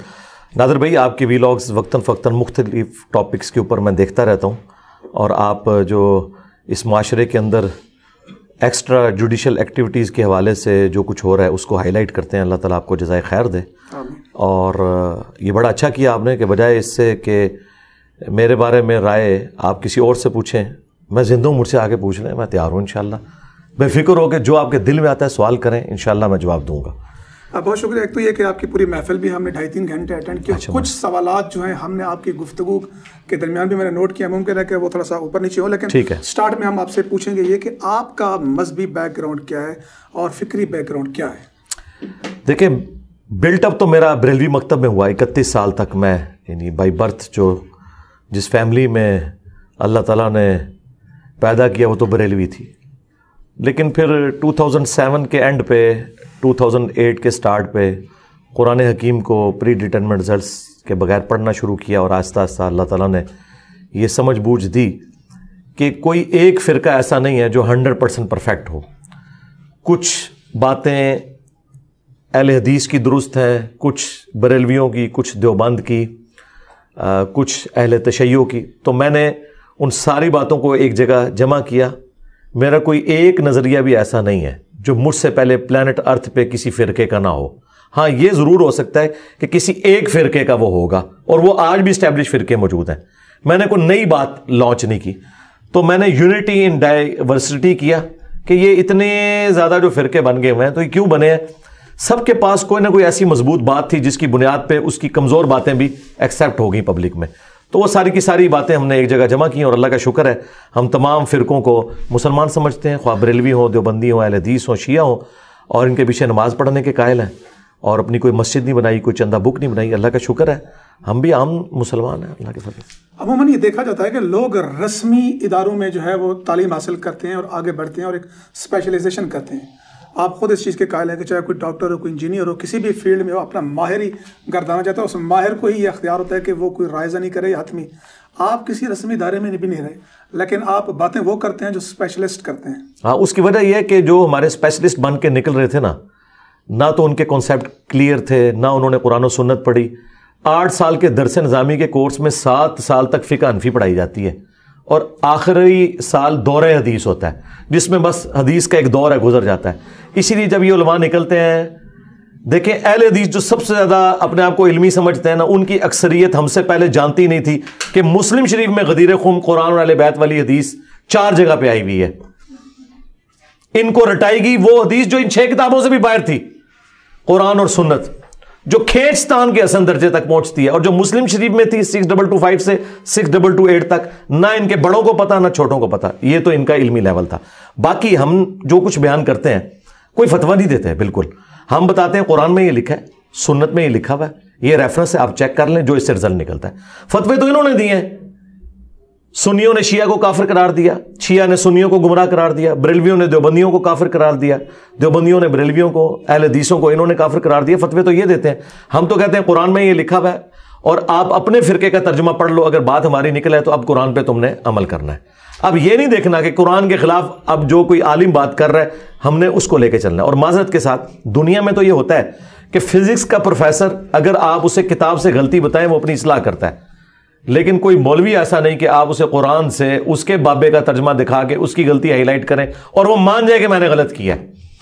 तो अगर ये हौसला जो एक फिजिक्स और केमिस्ट्री के प्रोफेसर में, हमारे उलमा में होता ना, तो वो एक्सेप्ट कर लेते। आज तक किसी साइंटिस्ट ने कहा है कि ये मुफ्ती मिंबर पे चढ़ के ये क्यों कहता है कि चांद ग्रेन उस वक्त लगता है जबकि जो जमीन है वो सूरज और चांद के दरमियान आ जाती है, तुम्हारी तो ये फील्ड ही नहीं है। ऐसा कभी नहीं हुआ। आप एयर कंडीशन लगाने के लिए कोई माहिर बुलाएं और वो टेढ़ा लगा रहा हो और मुफ्ती साहब ये कहें कि यार ये टेढ़ा लग रहा है, इस पे जरा लेवल रख के देख लो, वो आगे से कहे तेरे को डिग्री है, डिग्री तो मेरे पास है। कभी ऐसा नहीं हुआ। ये मौलवियों ने क्यों ये जोम अपना निकाल लिया? वाज़े हदीस है बुखारी में, बल्लिगु अन्नी वलौ आया, पहुंचा दो मेरी तरफ से ख्वाह एक आयत ही आती हो। और आखिरी बात, आपको अगर प्राइमरी स्कूल का बच्चा आके कहे कि सर सूरतुल बकरा की आयत नंबर 279 में लिखा है कि जो सूद खाता है अल्लाह और उसके रसूल का ऐलान जंग है उसके खिलाफ, तो आप उसे क्या कहेंगे कि तुम पहले जाके डिग्री लेके आओ या कुरान खोल के पढ़ेंगे? कुरान ही खोल के पढ़ेंगे। और कुरान में वो निकल भी है, तब भी आप कहें चूंकि तेरे पास डिग्री नहीं मौलवियों की, मैं कुरान भी नहीं मानता, तो आप डिग्री से क्या इस्लाम से ही फारिग हो जाएंगे। और हम चाहते हैं कि या तुम मुसलमान बनो या इस्लाम से फारिग हो जाओ। इस्लाम को ऐसे मुनाफिकीन की जरूरत नहीं है जो अपने किताबों के गद्दार हो। आपका लहजा एरोगेंट है, क्या है कि आपके लहजे पर इतराज़ किया जाता है, या आप जो तमसीलात देते हैं उससे ऐसा लगता है कि आम जैसे आप इश्क करते हो जिस हस्ती के साथ, उससे निस्बत है छोकरे की या इस तरह की, आप नहीं समझते कि क्या आपकी इल्मी या आपके लफ्ज़ों की ज़मीन इतनी बंजर है कि आप उससे आली और अरफा मिसालें पेश करें? जी, हमने तो कोई मिसाल ही नहीं दी है। हमने तो बताया यहूदी कहते थे, ठीक है। और जब मिसाल दी जाती है ना, तो उस जुबान की लिंग्विस्टिक को इस्तेमाल किया जाता है। वो जुबान क्या कह रही है? पहले तो मैं बरेलवियों को इनके घर का हवाला देता हूं। इनके आला हजरत ने ग़ज़वे बदर और ओहद के कॉन्टेक्स्ट में जो सहाबा किराम शुरू में रिलेक्टेड थे, उनके लिए लफ्ज तर्जमे में इस्तेमाल किया है, तुमने नामर्दी दिखाई। नामर्द किसे कहा जाता है? ट्रांसजेंडर को। तो ये कहेंगे नहीं, आला हजरत का कहने का मतलब ये नहीं था कि वो ट्रांसजेंडर थे, कहने का मतलब था कम हिम्मती। तो अगर आला हजरत जो आशिकों का इमाम बना हुआ है, खुद से इन्होंने बनाया हुआ है, वो ये कहे कि नामर्द साहबा को, तो ये क्या कहेंगे? टाइम क़यामत तक बरेलवियों को मरे जिंदा जवाब दें इस बात का। आला हजरत ने सूरह नमल में जो एक जिन बोला था ना कि मैं आपकी महफिल बर्खास्त होने से पहले वो तख्त ले आऊंगा, उसमें अल्फाज थे इफरीत, जिन में से एक इफरीत। इफरीत कहते हैं अरबी में द्यो हैकल को। आला हजरत ने पता क्या तर्जमा किया? एक खबीस जिन बोला। तुम्हारे आला हजरत ने एक सहाबी जिन को खबीस का है, उसको उर्दू नहीं आती थी, यूपी का रहने वाला था, मैं तो पंजाबी हूं, मैं जस्टिफाई करूंगा जो कुछ बोलूंगा, मैं उसे जस्टिफाई करूंगा अल्लाह के फजल से। उर्दू लिंग्विस्टिक के अंदर जब आप मुखालफीन के एतराजात को एक जगह जमा करते हैं तो आप उसके लिए मुहावरे का सहारा लेते हैं। इस तरह के मुहावरे कुरान के अंदर भी मौजूद हैं। नबी अलैहिस्सलाम बाज़-औक़ात सहाबा किराम को बात करते हुए कहते थे तेरी मां तुझे रोए। इसका मतलब पता क्या है? तू मर जाए और तेरी मां पीछे। लेकिन ये मुहावरतन इसका ये मतलब नहीं है, ठीक है। ये अगर ये करेंगे तो मैं कुरान और सुन्नत से ऐसी ऐसी बातें करूंगा कि फिर वो एथियस्ट मेरे क्लिप काटना शुरू कर देंगे। मनु ना छेड़ो, मैं खतरेनाक हो जाऊंगा। जो इमरान खान ने क्या सी, इमरान खान तो होए है ना खतरेनाक, मैं खतरेनाक हो जाऊंगा, मनु ना छेड़ना। तो कुरान में आया, वो कहते थे नबी पागल है, मजनून है, दीवाना है, शायर है, परेशान ख्वाब आते हैं, इसने एक अजमी गुलाम रखा हुआ है जो इसे पढ़ाता है, और सबसे बढ़कर हमारी मां सैयदा आयशा के ऊपर उन्होंने तोहमत लगा दी। इन सारे इतराजात को मैंने उर्दू लिंग्विस्टिक के मुहावरे में जमा किया था कि वो लोग नाउज़ुबिल्लाह ये कहते थे यहूदी کہ ہمارے اتنے بڑے بڑے پادری بیٹھے ہوئے ہیں, انہیں نہیں پتا دین کیا ہے, حالانکہ ان کی کتابوں میں پروفیسیز لکھی ہوئی تھی نبی علیہ السلام کی. تو یہ قرآن کی تفسیر میں نے 8 سے 5 سال پہلے بیان کیا تھا. لوگ کہہ رہے ہیں کہ بار بار اس پہ بولتا ہے, میں تو بتاؤں گا نا کہ میں نے تو وہ بولا ہی نہیں جو تم کہہ رہے ہو. میں نے کہا تھا یہودی کہتے تھے کہ یہ کل کا چھوکرا آ کے میں سمجھائے گا. اچھا اب یہ کہتے تم نے کہا, میں نے کب کہا, میں نے تو یہودیوں کے ریفرنس سے بات کی. تو انہوں نے اگلی بات کی کہ اس کو ثابت کریں. تو بھائی آپ کا اعتراض پہلے تو ختم ہو گیا, گستاخی تو نہیں ہے. آپ یہ کہیں گے یہ جملہ ثابت کریں, میں نے تو نہیں کہا, میں نے تو بھائی یہ اردو لنگوسٹک میں ساری. اچھا میں پھر نعوذ باللہ ایک ایک گالی جو قرآن میں نقل ہوئی ہے کافروں کی, وہ میں ایک ایک اس کو بیان کروں. مثلا قرآن میں سورۃ المنافقون میں ہے کہ یہودی کہتے تھے کہ جب ہم عزت والے مدینے میں داخل ہوں گے تو یہاں سے ذلیلوں کو نکالیں گے. اللہ کہ نبی علیہ السلام اور ان کے صحابہ کو انہوں نے کہا ذلیل. تو جب میں یہ قرآن سے نقل کروں گا تو میں نقل کفر نہ باشد. اب یہ اللہ کو بھی ٹیچ کریں گے کہ یا اللہ تجھے یہ نہیں کہنا چاہیے تھا, تو قرآن میں تو موجود ہے سورۃ المنافقون کے اندر. تو جب ہم اسے کوٹ کرتے ہیں تو وہ نقل کفر نہ باشد ہوتا ہے. یہ جو میں نے چھوکرا لفظ استعمال کیا یہ تو ان کے پیر کرم شاہ صاحب کا بھی نکلا ہے. انہوں نے سورہ مریم کی تفسیر میں حضرت ابراہیم کے والد نے جب ان کو ڈانٹا, والد تو نہیں تھے وہ, ابا تھے یعنی چچا, اور وہ کافر تھے, تو اس میں پیر کرم شاہ صاحب نے لکھا کہ ان کے ابا نے یہی گمان کیا یہ کل کا چھوکرا آ کے مجھے سمجھائے گا. وہاں لفظ ہے لڑکا. پھر میں نے انہیں اردو کی ڈکشنری سے بتایا چھوکرا نکال کے دیکھو اس کے آگے پہلے نمبر پہ لکھا ہے اس کا مطلب ہوتا ہے لڑکا. لڑکا نکال کے دیکھو اس کے آگے پہلے نمبر پہ لکھا ہوا ہے چھوکرا. یہ انٹرچینجبل ورڈ ہے. اب ان کو پسو پڑ گئے کیونکہ پیر کرم شاہ صاحب تو بہت بڑی پرسنالٹی ہیں, ڈاکٹر تعلق قادری کے استاد ہیں, اعلیٰ حضرت احمد بریلوی صاحب کے خلیفہ نعیم الدین مراد آبادی جنہوں نے خزائن العرفان کنز الایمان پہ حاشیہ لکھا, ان کے وہ اسٹوڈنٹ ہیں, اور مفتی احمد یار خان نعیمی کے کلاس فیلو ہیں. مفتی احمد یار نعیمی اور پیر کرم شاہ انہوں نے اکٹھا 1947 میں دور حدیث کیا ہوا ہے. اب ان کے پاس تو کوئی راستہ نہیں رہا. اور سب سے بڑھ کر آج وہابی اور بریلوی بھائی بھائی بنے ہوئے نا, تو سرکار خلیل الرحمان جو سب سے بڑا فیس ہے وہابیوں کا, اس نے تو آگے کہا ہے کہ جب کبھی بھی کوئی پیغمبر اپنی امت میں گیا ہے تو سامنے بابوں نے یہی کہا کہ ہم نے داڑیاں دھوپ میں سفید کی ہیں. یہ کل کا چھوکرا آ کے میں سمجھائے گا. ہونا تو چاہیے تھا 1,24,000 FIR اس پہ بھی کٹوائی جاتی. دنیا میں آنے والے ہر پیغمبر کے ساتھ اس کی قوم نے جو پہلا اعتراض کیا بنیادی وہ یہی تھا کہ ہمارے باپ دادا پاگل تھے, انہوں نے کیا داڑیاں دھوپ میں سفید کی تھی, کیا ان کو کچھ پتہ نہیں تھا یہ کل کا چھوکرا آ کر ہمیں یہ سمجھانے لگا ہے دین, یہ کل کا چھوکرا آ کر ہمیں یہ سمجھانے لگا ہے دین, یہ کل کا چھوکرا آ کر ہمیں یہ سمجھانے لگا ہے دین. اور اس نے کوئی رجوع نہیں کیا, ابھی بھی نہیں وہ کرے گا. ہم نے اپنے اسٹوڈنٹ بھیجے ہیں کہ یار چلو تم اگر انجینئر کے حق میں نہیں نہ بول سکتے تم اس سے معافی مانگ لو کہ مجھ سے غلطی ہوگی. کہتا ہے کوئی غلطی نہیں ہوئی ہے, میں نے اردو لنگوسٹک کا محاورہ بولا ہے, ٹھیک ہے, اور وہ بالکل ٹھیک بول رہا ہے. تو یہ لنگوسٹک کے اندر بات ہو رہی ہے, ہم نے نہیں کہا. یہی وجہ ہے بھائی, اس کے اوپر پہلے بھی FIR فارغ ہو چکی ہے, انہوں نے کٹوائی تھی آج سے 6 مہینے پہلے, FIA میں گئی فارغ, اور سرکار یہ بھی فارغ ہو چکی ہے کیونکہ جیلم کی جو کورٹ ہے اس نے جورسڈکشن اپنی اٹھا لی ہے. انہوں نے کہا یہ FIA کا کیس ہے اور FIA کے ساتھ ہم رابطے میں, انشاءاللہ ہم انہیں جواب دیں گے. سب سے پہلے تو یہ جو کلپ ہے نا, ان کو اوریجنل کلپ ہی نہیں ملتے, یہ کلپڑیاں چھوٹی چھوٹی کاٹی ہوتی ہیں, اور پورے کانٹیکسٹ میں بات ہوئی ہوئی ہے. جائیں گورے کی عدالت میں مقدمہ رکھیں, وہ بتا دے گا آپ کو کہ کس کانٹیکسٹ میں کیا بات ہو رہی ہے. یہ جان بوجھ کے نا وہ الفاظ کے چناؤ کو گستاخی سمجھتے ہیں. تو وہ میں نے ان کو پھکی دے دی ہے کہ تمہارے اعلیٰ حضرت نے تو صحابہ کو لکھا ہے نامرد, تمہارے اعلیٰ حضرت نے ایک صحابی کو لکھا خبیث جن, ٹھیک ہے. اور یہ میرا کلپ آ رہا ہے, یہ تیار ہے, اعلیٰ حضرت کے ترجمے کی خوبیاں اور خامیاں. میں نے خوبیاں بھی بتائی ہیں لیکن ہم نے کبھی کسی کی تکفیر نہیں کی ہے. تو یہ صرف باتیں پکڑتے ہیں. اور مجھے بتائیں کیا یہ آرٹ سے مجھے ایکسیپٹ نہیں کر رہے؟ انہوں نے پچھلے 13-14 سال میں میرے ساتھ کیا کچھ نہیں کیا. یہ تو سوشل میڈیا کی وجہ سے عام ہو گیا نا. آپ کہہ رہے ہیں یہ آ جائیں گے. 22 کروڑ کی عوام میں 19 اپریل کو 22 بندہ نہیں اکٹھا ہوا, اور وہ سارے کرائے کے لگ رہے تھے جو آئے ہوئے تھے کسی مدرسے کے اسٹوڈنٹ, اور جیلم کی 15 لاکھ سے زیادہ آبادی ہے, ٹھیک ہے. کٹھے بھی ہو جائے ہمیں کوئی فرق نہیں ہے. اور دوسری بات مجھے یہ بتائیے کہ یہ لوگ جو اتنے بڑے بڑے دعوے کر رہے ہیں, آپس میں ایک دوسرے کو کافر ڈکلیئر کیا ہوا ہے انہوں نے, اور آپس میں بیٹھنے کے لیے علمی اختلاف کر رہے ہیں. میرے ساتھ بھی علمی اختلاف کریں, اپنا پوائنٹ آف ویو رکھیں, میں جواب دوں گا. یہ گستاخی, واجب القتل, یہ حرکتیں کیوں کرتے ہیں؟ اس سے کیا نکالنا ہے انہوں نے؟ میرا تو کچھ نہیں بگڑنا. ان کی اپنی کریڈیبلٹی یہ ہے کہ ایک دن پہلے یہ کہہ رہے ہوتے ہیں آرمی چیف کو قتل کر دو, ٹھیک ہے جی, وزیر اعظم کو قتل کر دو, ان کے خانسامے ان کو زہر دے دیں, چیف جسٹس کو اس کا خانسامہ زہر, اور اگلے دن پرچہ پڑھ رہا ہوتا ہے کہ میں شوگر دا مریض ہاں, میں فلانا مزید ہوں. او وزن نہیں چک سکتے, کیوں گلا کر دو؟ انجینئر جو بولتا ہے اللہ کے فضل سے اس کا وزن اٹھاتا ہے, کیونکہ میں خیرات کے ٹکڑوں پہ نہیں پلا ہوا, اپنی جیب سے لوگوں کو کھلاتا ہوں, تمہاری طرح چندوں پہ نہیں پلا ہوا. تو جس نے آنا ہے وہ اپنا شوق پورا کرے, وہ جانے اور انتظامیہ جانے, میرا کیا لینا دینا. میں نے کو ملیشیا بھرتی کی ہوئی ہے, لے آئے جتنے مرضی بندے, اس کا معاملہ پولیس کے ساتھ ہے, میرے ساتھ تو لینا دینا نہیں. میرا کیس ایف آئی اے میں ان کو خود جواب دوں انشاءاللہ. 5 لاکھ روپے انعام رکھا ہوا ہے. 5 لاکھ تو بھائی یہ میری ایک زلف کی قیمت نہیں بنتی. ہاں 5 لاکھ.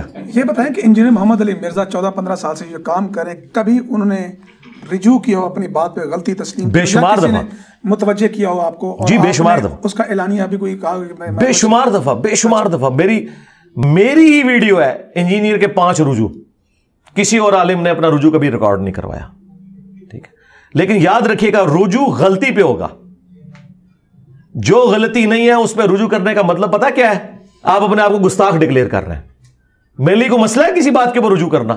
رجوع تب کروں گا جب غلطی ثابت ہوگی, ورنہ اگر آپ یہ کریں گے تو پھر کیا اللہ رجوع ریکارڈ کرائے گا اس بات کے اوپر کہ جب ہم عزت والے داخل ہوں گے تو مدینے سے ان ذلیلوں کو نکالیں گے؟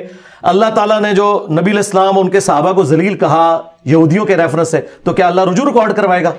اچھا یہ کہتے ہیں جی اللہ کہہ سکتا ہے, آپ نہیں کہہ سکتے. استغفر اللہ, لعنت ہے تمہارے عقیدے کے اوپر. کیا اللہ اپنے نبی کی توہین کرے گا؟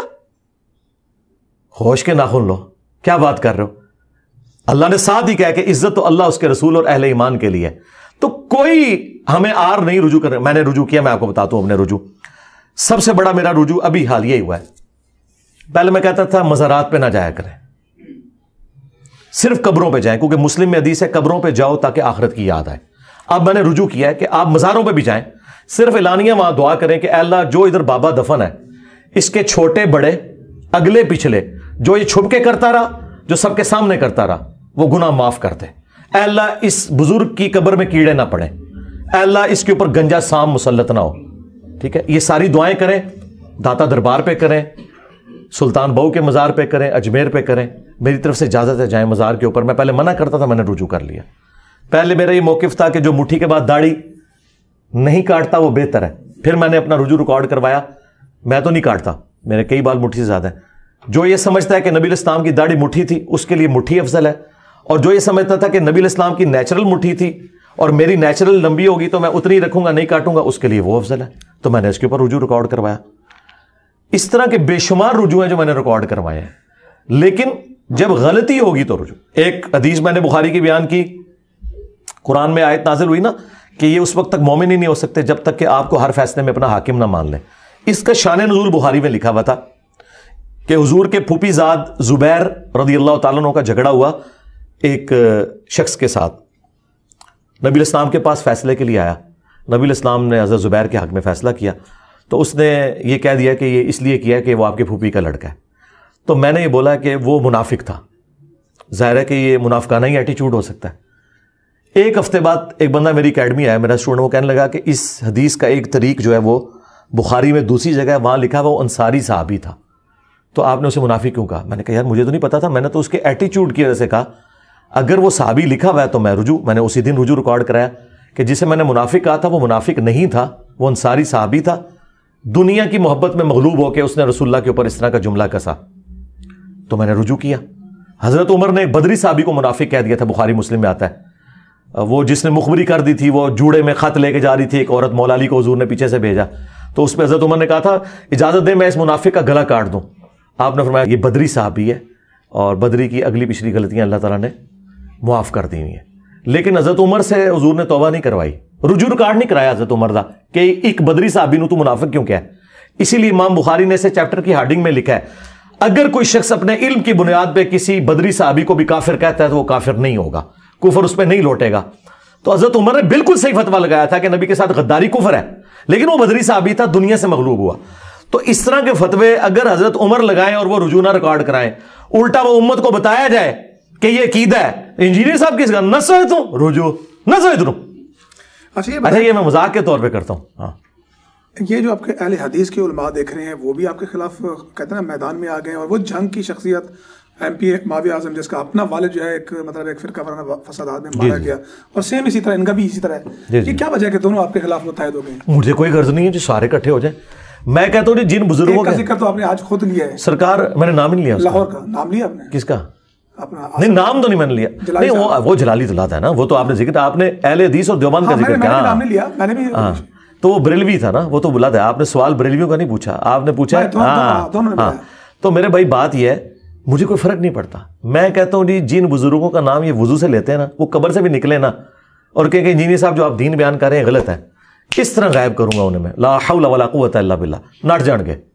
ہمیں کوئی بات مجبور نہیں کرتی. زمین و آسمان کی ساری مخلوقات مل کے کہیں نا کہ قرآن کی آیت غلط ہے. ایک بندہ ہوا میں اڑے نا اور کہے کہ اس بات کی دلیل ہے کہ قرآن غلط ہے, میں کہوں گا یہ کوئی دلیل نہیں ہے. قرآن میں ہے کہ یہ جن لوگوں کے اوپر مور لگ جاتی ہے نا سورۃ الانعام میں, اگر مردے بھی قبر سے نکل کے ان سے باتیں کریں تب بھی ان کو ہدایت نہیں ملنی. ٹھیک ہے, تو جب اللہ تعالیٰ نے کسی پہ مور لگائی ہے ہم اسے ہدایت نہیں دے سکتے. ہم کانفیڈنٹ ہیں کہ ہم جو کچھ بیان کر رہے ہیں وہ قرآن و حدیث میں لکھا ہوا ہے. وہابیوں نے آج تک میری کوئی ایسی غلطی ہائی لائٹ کی ہے جو قرآن و حدیث میں نہ لکھی ہوئی ہو اور میں وہ چیز اس طریقے سے بیان کر رہا ہوں اور ان کے بزرگوں نے وہ نقل نہ کی ہو. یہ صرف یہ کہتے ہیں کہ آپ کہتے کیوں ہیں, اسے کتابوں میں رہنے دو.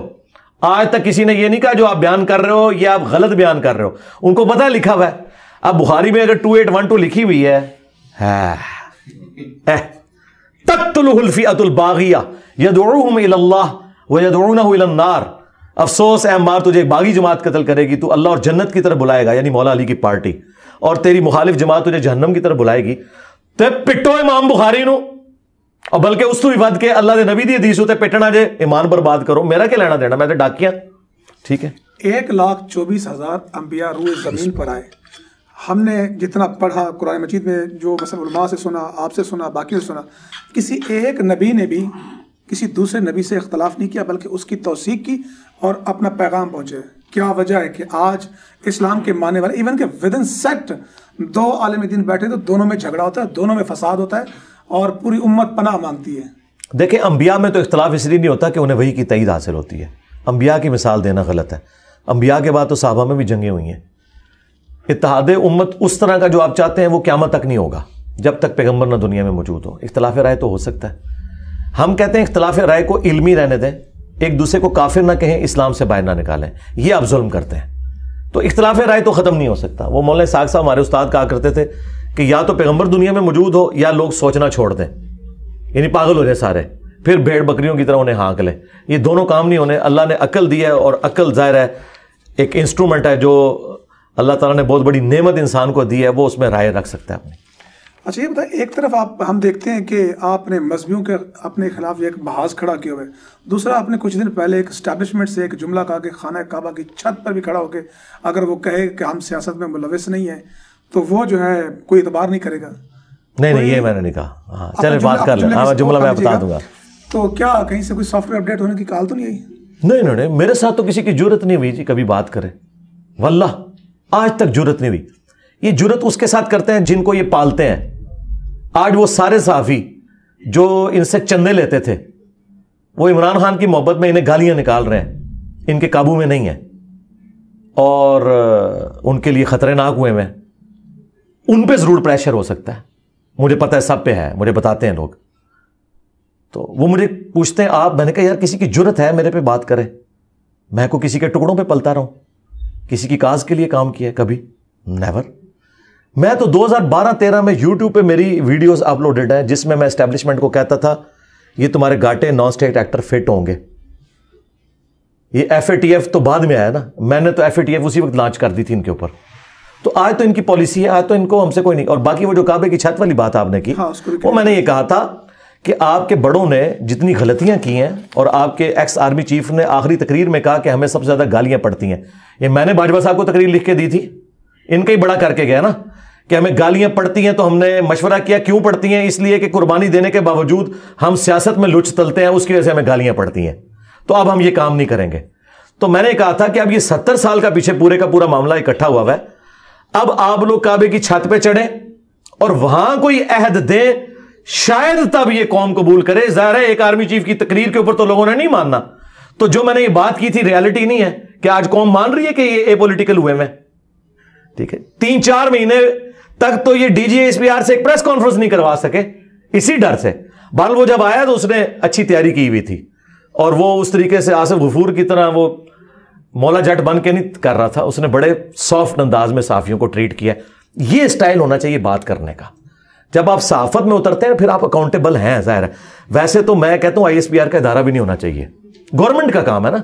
जब गवर्नमेंट के अंडर आती है फौज, तो गवर्नमेंट यानी कि हमारा जो वजीर इतलात है ये बोले। ISPR अगर इन्होंने बना लिया ना, अगर कोई बात करनी है तो फिर आप उसी लहजे में बात करें जिस तरह बाकी लोगों देखें ना, बाकी लोग किस तरह सियासतदानों से सवाल करते हैं, मुंह में उनसे बातें करते हैं, वो तसल्ली से सुनते हैं, मुस्कुरा के जवाब देते हैं। इनकी तो उतना हौसला ही नहीं है। लेकिन अब ये जो ISPR का DG है, लगता है इसकी उन्होंने सही ट्रेनिंग की है। मैं तो इससे सेटिस्फाई हूं, उसने अच्छे तरीके से गुफ्तगू की। तो वो मैंने वो बात की थी। तो मुझे किसने क्या कहना है मेरे भाई, हमने इनको कुछ कहना है वो हम मुसलसल कहते रहेंगे कि आपने अपना वजू कायम रखना है और सियासत में लुच नहीं तलना, क्योंकि पाकिस्तान तबाही के दाने पे आ चुका है। और इसमें सबसे बड़ा किरदार उन्हीं लोगों का है जो अपने आप को सबसे बड़ा ठेकेदार इस कौम का समझते हैं, ख्वाह वो जुडिशरी हो, ख्वाह वो एस्टेब्लिशमेंट हो। सियासतदानों का नंबर तीसरे नंबर पे आता है, क्योंकि वो तो बेचारे कठपुतलियां होते हैं। अब आपको लग रहा है ये जो चंद महीने गुजरे हैं नए आर्मी चीफ के कि पॉलिटिकल नहीं है ये? पहले से तो बहुत बेहतर है ना जी। अच्छा, लेकिन मैं किस तरह क्लीन चिट इनको दे दूं कि नहीं है ये पॉलिटिकल? मेरे पास तो कोई दलील नहीं है। मैं तो जाहिर पे फतवा लगाऊंगा कि नजर आ रहा है कि पहले वाला मामला नहीं। उसका सबूत मैं आपको बता सकता हूं। उसका सबूत ये फैसलों पे अमल नहीं हो रहा तो मतलब कुछ ना कुछ सुप्रीम कोर्ट भी तो अपनी हरकतों पर जरा नजर करे ना। सुप्रीम कोर्ट भी पिछले 6 सालों में 3 ही बंदे मिले हुए हैं, वो साथ बैठा के हर पॉलिटिकल केस सुनता है, ठीक है ना। लोगों ने घास खाई हुई है। मैं वैसे इस वक्त चीफ जस्टिस की जगह हूं तो मैं इस्तीफा देके साइड पे हो जाऊं, बिल्कुल सीधी सी बात है। यानी इस पोस्ट पे ऐसा बंदा रहने का अहल ही नहीं है जो अपने आप को इतना बाइस्ड कर ले, जरूरत ही कोई नहीं। आपके पास फैसला आता है, आप क्या कहते हैं, 90 दिन में इलेक्शन हो चाहिए? वैसे होने ही चाहिए। मैं तो आइन के मुताबिक करता ना, बिल्कुल। वो तो मैं नहीं, आइन तो कहता है, आइन ये तो नहीं कहता कि आप अपनी मर्जी का आइन मान लें। आइन उस वक्त कहां था जब ये पंजाब की हुकूमत इन्होंने हमजा शहबाज की फारिग की है, और किस तरह इन्होंने रीराइट किया आइन को। उस वक्त इनको आइन की कदर नहीं याद आई है, ठीक है। और इनको अब समझ आनी चाहिए, अल्लाह के बंदो, मैट्रिक पास स्टूडेंट्स को भी अब इतनी समझ है कि आप लोग क्या कर रहे हैं। अपनी अगर कुछ थोड़ी बहुत इज्जत रहेगी करवाओ, ठीक है ना। तो पूरी दुनिया इनके ऊपर हंस रही है जो कुछ ये कर रहे हैं, सीधी सी बात है। तो ये सुप्रीम कोर्ट अगर कहती है हमारी इज्जत हो, तो आप मतलब खुद अपने सारे पुराने फैसलों के ऊपर शर्मिंदा है। इन फैसलों पर इंशाल्लाह आने वाले चीफ जस्टिस शर्मिंदा होंगे कि हमारा बड़ा ये करके गया था। इंजीनियर मोहम्मद अली मिर्जा अगर कल इलेक्शन होते हैं और दस्तयाब क़यादत या दस्तयाब जमातों में से किसको वोट करेगा?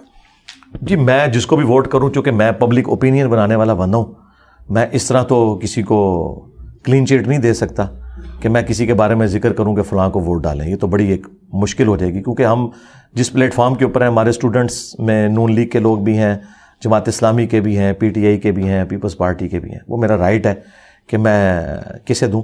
हाँ, आप मुझसे अगर इन जनरल पूछें कि मैं किसे सपोर्ट करूंगा, मैं उसे सपोर्ट करूंगा जो आइन की बालादस्ती की बात करे, ख्वाह वो जमात कोई भी हो, अपनी जात की बालादस्ती की नहीं। यानी आप देखें, नवाज शरीफ साहब जब तक निकाले नहीं गए थे उस वक्त वोट को इज्जत नहीं वो देते थे। इमरान खान साहब जब तक निकाले नहीं गए थे उस वक्त वो हर फैसले एस्टेब्लिशमेंट के मान रहे थे, और आज कहते हैं मैं बेबस था। जब ये लोग निकलते हैं फिर इन्हें आइन की बालादस्ती याद आती है। ट्रू सेंस में जो आइन की बालादस्ती चाहेगा ना, उसको मैं वोट डाल दूंगा इंशाल्लाह। दुरुस्त है। ये बताएं कि अगर क्या आपको लगता है कि कोई मजहबी जमात इक्तदार में आ सकती है, और अगर इक्तदार में आएगी आ भी जाए तो पाकिस्तान का नक्शा क्या देखते हैं? अल्लाह ना करे कोई मजहबी जमात इक्तदार में आए, ये तो इससे तो मुल्क सेकुलर हो जाए तो बेहतर है। उसकी वजह यह है कि ये तो काट देंगे दूसरों को। आप क्या समझ सकते हैं कि आज बरेलवियों की हुकूमत आ जाए तो अहले हदीस जिंदा रहेंगे, या अहले हदीसों की हुकूमत आ जाए तो बरेलवी जिंदा रहेंगे, या इनके मज़ारात सलामत रहेंगे? ये मेरी नफरत में तो इकट्ठे हो सकते हैं, वो मुझे नीचा दिखाने के लिए, लेकिन जब एक बंदे के हाथ में सुल्ता आ गया, उसने दूसरे को छोड़ना कोई नहीं है। तो मैं तो किसी मजहबी जमात की हुकूमत के हक में नहीं हूं जो किसी फिरके को लेके चले।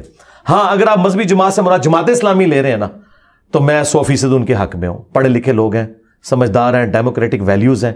खुसूसन मुनव्वर हसन साहब के बाद तो इन्होंने जो एस्टेब्लिशमेंट की बी टीम बनना छोड़ दिया, उसके बाद से मैं समझता हूं कि जमात इस्लामी जो है वो एक सही ट्रैक के ऊपर चल रही है। दुरुस्त है। आपने अब तक कितने ममालिक का विजिट किया हुआ है? सऊदी अरब और चाइना बस। अच्छा, बाकी इराक, ईरान, सीरिया नहीं। हालांकि मेरे पास मौका था, लेकिन मैं अपनी मसरूफियात की वजह, चूंकि मेरी जॉब भी आपको पता है एक ऐसे सेंसिटिव इदारे में थी, اور اب تو خیر وہ میں ریٹائرمنٹ لے چکا ہوں. 3 سال تک کی بندی ہوتی ہے, 3 سے زیادہ ہو چکے ہیں. اب میں ویسے ہی کوئی شوق ایسا رکھتا نہیں ہوں. بہر جو کچھ دیکھنا ہوتا ہے ہم یوٹیوب کے اوپر وہ ویلاگس لگا کے دیکھ لیتے ہیں. ابھی وہ ہمارے کراچی کے مفتی صاحب ہیں بریلویوں کے, مفتی فضل حمدرد صاحب, وہ گئے ہوئے تھے عراق زیارتوں پہ, تو ہم نے ان کے ویلاگس دیکھ کے ایک ایک چیز دیکھ لی ہے. میرے لیے کافی سفیشینٹ ہے. باقی نماز میں تو ہم پڑھتے ہیں اللہم صلی علی محمد وعلی آل محمد. سلام آ رہا پہنچ رہے, یعنی پہنچ جانے کی خواہش نہیں ابھی. ظاہر ہے کہ اب سیکورٹی ایشوز ہیں اس کی وجہ سے. اچھا, خواہش کا معاملہ ہے, سیکورٹی ایشوز ہیں. حالانکہ مجھے یعنی ایران عراق کی طرف سے لوگ آئے بھی ہیں وہاں سے, ان کے گورنمنٹ لیول کے لوگ بھی, تو میں نے انہیں بھی ریفیوز کیا تھا. درست ہے. قرآن مجید کے بارے میں کہا جاتا ہے کہ ہر خشک و تر کا ذکر ہے. جب مختلف مذاہب کی بات کرتے ہیں تو ہمیں 3 سے 4 یا اس سے زیادہ 2 ملا لیں مذاہب کا ذکر ملتا ہے. کیا وجہ ہے کہ بدھ مت, ہندو مت, جن کی خود اپنی ایک تاریخ ہزاروں سال ہے, ان کا ذکر نہیں ہے؟ اور کیا صرف یہ مشرق وسطیٰ اور چند یہ جو قریب کے ممالک ہیں وہیں تک یہ انبیاء آئے, اور باقی اس امت کو جس طرح چین میں ایک بڑی ایک آبادی جو آج تو 1.5 ارب سے بھی زیادہ, اسی طرح انڈیا, یہاں پہ کیوں نہیں آیا انبیاء؟ آئے ہر جگہ. وَإِن مِّن أُمَّةٍ إِلَّا خَلَا فِيهَا نَذِيرٌ. کوئی امت ایسی نہیں گزری جس میں کوئی ڈر سنانے والا نہ آیا ہو. یہ تو واضح آیت ہے قرآن کی. اب رہ گیا کہ ہمارے علم میں تو قرآن میں ہے کہ ہم نے چند انبیاء کا ذکر آپ سے کر دیا, اکثر کا نہیں کیا. قرآن میں صرف 25 انبیاء کے نام آئے ہیں. مسند احمد میں حدیث ہے 1,24,000 پیغمبر ہیں, ان میں سے 315 رسول ہیں. تو 315 جو رسول ہیں نا, ان کا بھی ذکر قرآن میں نہیں آیا. ٹوٹل 25 انبیاء کا ہے. تو قرآن کب کہہ رہا ہے کہ ہم نے تمام انبیاء کا ذکر کیا؟ یہ جو ہر خشک و تر ہے نا, یہ اللہ نے اپنے علم کی بات کی ہے سورۃ الانعام میں, کہ زمین کی گہرائیوں میں کوئی دانہ نہیں پھوٹتا اور نہ کوئی پتا گرتا ہے خشکی میں نہ تری میں, مگر اللہ کے علم میں. یہ ہے بات, قرآن میں نہیں. وہ جو بڑی ہارڈ ڈسک ہے نا جس میں ہر چیز لکھی ہے, وہ قرآن نہیں ہے, وہ لوح محفوظ ہے. ایون قرآن بھی اس کا ایک حصہ ہے. بل ہوا قرآن مجید فی لوح محفوظ. لوح محفوظ اللہ کی بڑی ہارڈ ڈسک ہے جس میں سے قرآن بھی نازل ہوا, تورات بھی, زبور بھی, انجیل بھی, یہ سارا نالج اس میں ہے. رہ گیا قرآن, تو قرآن ڈاکٹرن میں تمام پیغمبروں کا ذکر کرتا ہے, ان کی تعلیمات کا, اور تمام مذاہب کا بھی ذکر ہے. دیکھیں دنیا میں جو بڑے بڑے اگر مذاہب ہیں, آپ ان کو لسٹ ڈاؤن کریں تو ایک خدا کا کانسیپٹ تو سب میں ہے نا, چاہے وہ جیوز ہوں, کرسچنز ہوں, مسلمز ہوں, تو اس کا بھی ذکر قرآن میں موجود. دوسرا جو یہ بت پرستی کا مذہب ہے, بتوں کی پرستش, اس حوالے سے بھی ڈسکشن موجود ہے. تیسرا اگر کوئی کہہ سکتے ہیں ایتھیسٹ, ڈینائل آف گاڈ, ان کے جوابات بھی قرآن میں دیے گئے ہیں. چوتھا یہ کہ خدا کو تو مانتے ہیں لیکن آخرت کا انکار کرتے ہیں کہ آخرت کوئی نہیں ہونے والی. تو ڈاکٹرن میں یہ 4 بڑے بڑے مذاہب جو دنیا میں ہیں, اگر آپ لسٹ ڈاؤن کریں گے نا تو دنیا کا ہر مذہب کسی نہ کسی کیٹیگری میں فال کرے گا. مثلا اگر آپ ہندوؤں کو لیں تو قرآن میں نہ بھی ذکر ہو, بت پرستی والے مذہب میں تو آتا ہے نا. اگر آپ سکھوں کو لیں, وہ قرآن میں کہیں فٹ نہ ہو, تب بھی اہل کتاب کا جو ایک سلسلہ ہے اس کے اندر تو فال کرتا ہے, کیونکہ وہ ہمارے نبی کو بھی مانتے ہیں, نبی علیہ السلام کو بھی وہ اوتار مانتے ہیں وہ. تو جتنے دنیا میں اس وقت مذاہب ہیں, کسی نہ کسی درجے میں وہ جو 4 بڑے بڑے اسکول آف تھاٹ آپ کہہ لیں یا مذاہب, ان میں فال کرتے ہیں. تو ڈاکٹرن تو قرآن میں موجود ہے. یہ جو جنت کی خوبیاں بیان کی, دودھ, شہد کی نہریں اور حوریں, اہل مغرب کے لیے کیا اٹریکشن ہے اس میں؟ اہل مغرب کے لیے اٹریکشن یہ ہونی چاہیے جو قرآن میں جگہ جگہ لکھا ہوا ہے کہ جنت میں ہر وہ چیز ہے جو تم چاہو گے. تو آپ ایک انجینئر ہونے کی حیثیت سے مجھ سے پوچھیں تو میرے لیے شاید اس سے بھی زیادہ اٹریکشن ان فزیکل لاز کے اوپر ہے جو ابھی تک انسانیت کو سمجھ نہیں آ رہے. دیکھیں آئنسٹائن نہ ہوتا تو ہمیں E=mc² تو سمجھ نہیں آنا تھا نا. آئنسٹائن سے پوچھے تو وہ بھی کئی ایسی باتیں بتائے گا کہ وہ مجھے اللہ ہی بتا سکتا ہے. تو ہم کب کہہ رہے ہیں کہ صرف دودھ, شہد اور اس کے اوپر ہی آنا ہے؟ قرآن بار بار کہہ رہا ہے ہر وہ چیز ہے جو تم چاہو گے. جو دنیا میں آپ کی خواہش پوری نہیں ہوئی وہ اللہ تعالیٰ جنت میں پوری کر دے گا. ایک سائنٹسٹ کے لیے, ایک میتھمیٹیشین کے لیے جو left hand side = right hand side آ جاتا ہے نا 4 صفوں کی کیلکولیشن کر کے, اس میں وہ ٹیسٹ آتا ہے جو شاید کسی شرابیے کو شراب پینے میں بھی نہ آتا ہو, تو اس کے لیے وہاں پہ وہ ٹیسٹ موجود ہوگا. ہر چیز ہے جو آپ چاہیں گے. درست ہے. یہ جو اللہ کے احکامات پر عمل درآمد کرانے کے لیے جہنم کا خوف, سانپ, بچھو اور یہ کڑائی میں ڈال دیے جاؤ گے, جی جی جی, کیا اللہ کے احکامات کی حقانیت واضح کرنے کچھ اور نہیں ہے ہمارے پاس؟ نہیں, اس کے بغیر تو قبلہ درست ہی نہیں ہوگا. اس کی وجہ ہے کہ آج آپ دیکھ لیں, آج اگر مسلمانوں کو بھی اناؤنسمنٹ کی جائے نا کہ آخرت میں کوئی عذاب نہیں, جو مرضی کرو, تو مجھے پھر آپ مسجد میں کوئی جمعے کی نماز بھی پڑھوا کے بتائیں. یہ وہی تلوار تو لٹک رہی ہے ہمارے اوپر, موت کی تلوار. دیکھیں ہم اللہ کو رسپانس کیوں کرتے ہیں؟ اس لیے کہ ہم نے مرنا ہے. اگر ہم نے مرنا نہ ہو, بیمار ہم نہ ہو, ہم پہ بدحالی نہ آئے اور بڑھاپا نہ آئے, یہ 4 چیزیں نہ آئے, خدا ہماری ضرورت ہی نہیں ہے. آپ خود انالیسس کر کے دیکھ لیں. اگر ہم نے مرنا نہ ہو, بدحالی ہم پہ نہ آئے, بڑھاپا نہ ہم پہ آئے, تو سرکار جنت میں کیا ہے جا کے کرنا ہے؟ دنیا ہی جنت ہے ہمارے لیے. اور دنیا جنت کا پروٹوٹائپ ہے. دنیا میں اللہ تعالیٰ نے عورتیں رکھی ہیں اور آخرت میں حوریں. ایک دھندلا سا تصور, یہ متشابہات ہیں جو اللہ نے کہا نا, متشابہات ہیں, ملتی جلتی ریزیمبلنس, ورنہ وہ چیز اور یہ چیز اور, لیکن ایک دھندلا سا تصور آ جاتا ہے. تو سرکار جنت میں جاتے ہی آپ کو یہ 4 چیزیں مل جائیں گی جو بخاری مسلم میں ہے کہ نہ موت آئے گی, اور نہ تم بدحال ہوگے, اور نہ بڑھاپا آئے گا, اور سب سے بڑھ کر اللہ تم سے کبھی ناراض نہیں ہوگا. تو یہ جو کمزوریاں ہمارے ساتھ لگی ہوئی ہیں نا, اسی کی وجہ سے ہم اللہ تعالیٰ کو رسپانس کرتے ہیں. یہ صرف جذباتی بات ہے کہ جی وہ آپ اللہ کی محبت میں اللہ کو رسپانس کریں, اور یہ باتیں مولا علی کو تو جچتی ہیں, ٹھیک ہے, جو خوف خدا رکھنے والے تھے. باقی ساری یہ شاعرانہ باتیں ہیں, اس طرح نہیں ہوتا. اور نہ یہ کہیں قرآن و حدیث کے اندر موجود ہے کہ آپ نے آخرت کا ڈر نہیں سنانا. اور جو لوگ کہتے ہیں نا ہم آخرت کے ڈر کی وجہ سے نہیں کرتے, اللہ کی محبت میں کرتے ہیں, ہم ان سے ایک معصومانہ سوال کرتے ہیں کہ یہ آخرت کا ڈر جو ہے یہ ہمیں ابو جہل نے دیا ہے یا اللہ نے دیا ہے اپنے پیغمبر کے ذریعے؟ اللہ نے دیا ہے. تو جب گاڈ نے دیا ہے تو گاڈ کی کسی چیز کا تو مذاق نہیں اڑایا جا سکتا کہ قبر میں بچھو آئیں گے, یہ ہوگا. یہ خدا نے بتایا نا کہ اکاؤنٹیبل ہو, اور اللہ کو پتا تھا کہ انسانیت قابو ہی آئے گی تھریٹ کی وجہ سے. تو دنیا نے آج لرن نہیں کیا. ٹریفک جو قوانین ہے ان کی سزا انہوں نے مورل کیوں نہیں رکھ دی ہوئی؟ رکھے نا مورل. کیا کرتے ہیں؟ فائنینشیل پینلٹی ڈالتے ہیں, 2-3 بار ہو جائے لائسنس ہی کینسل ہو جائے گا, آپ گاڑی چلانے کے قابل نہیں رہیں گے. تو دنیا نے تو مان لیا ہے کہ سزا کے بغیر کسی کا قبلہ درست نہیں رہتا. یہ تو ہماری انسٹنکٹ کے اندر ہے. کیا آپ سمجھتے ہیں کہ تلوار یا طاقت کے بلبوتے پر ایکسپینشن جائز ہے؟ نہیں, میں نہیں جائز سمجھتا. صرف اس صورت میں اگر دنیا میں امن کو قائم کرنا ہو. آپ نے رومنز اور پرشینز کی بدماشی کو اسلام نے تلوار سے اکھاڑا ہے. ہمیں کوئی آر نہیں ہے کہ تلوار کے زور پر اسلام پھیلا ہے, لیکن یہ تصویر کا ایک رخ ہے. دوسرا رخ یہ ہے کہ اسلام وہ ایک جینون دعوت لے کے آیا ہے, ایک اللہ کی, توحید کی, اور آخرت کا کانسیپٹ اور پرپز آف لائف لوگوں نے وہ بائی کیا ہے. آپ کو پتا ہے رومن امپائر کتنی مضبوط تھی؟ رومن امپائر کو گراتے وقت جب بیت المقدس پہ ابو عبیدہ ابن جراح گئے ہیں تو وہ تو قلعہ بند ہو گئے تھے. وہاں کے عیسائیوں نے منجنیق دی ہے ان کو, عرب عیسائی. انہوں نے کہا آپ ان سے بہتر ہے, یہ ہمیں استحصال کر رہے ہیں ہمارا. تو مسلمان جو صحابہ تھے ان کو یہ جچتا تھا کہ وہ کہتے کہ تم اپنی حکومتیں ختم کر کے ہمارے حوالے کرو, ہم امن کا نظام کریں گے. آج کسی بھی مسلم ملک کو یہ زیب ہی نہیں دیتا کہ وہ یورپ اور امریکہ کی زندگی برباد کرے جو ہم سے بہتر زندگی گزار رہے ہیں, جب تک یہ امن یہاں قائم نہیں کرتے. Not at all. ان کو کہاں سے حق پہنچتا ہے؟ یہ لوگ اپنی عیاشیاں کرتے رہے, اور آج یہ کہہ رہے ہیں کہ مثالیں دیتے ہیں, یہ ایکسپینشن کرنی ہے. ایکسپینشن کا رائٹ ان کو ہے.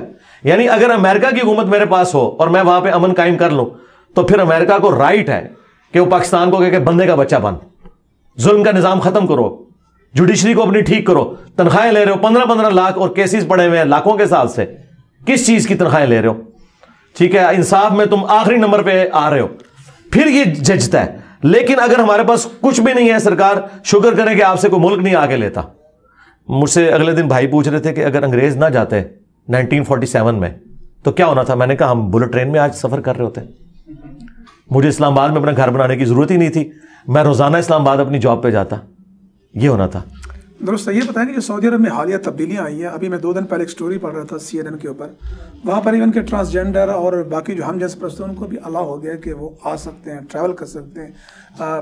یہ جو تبدیلیاں سینما اور آپ نے دیکھا, کیسی دیکھ رہے ہیں؟ کہ شریعت کو خیر بات کہہ دیا گیا ہے؟ میرے خیال ہے محمد بن سلمان بہت بڑی نعمت ہے سعودیہ کے لیے.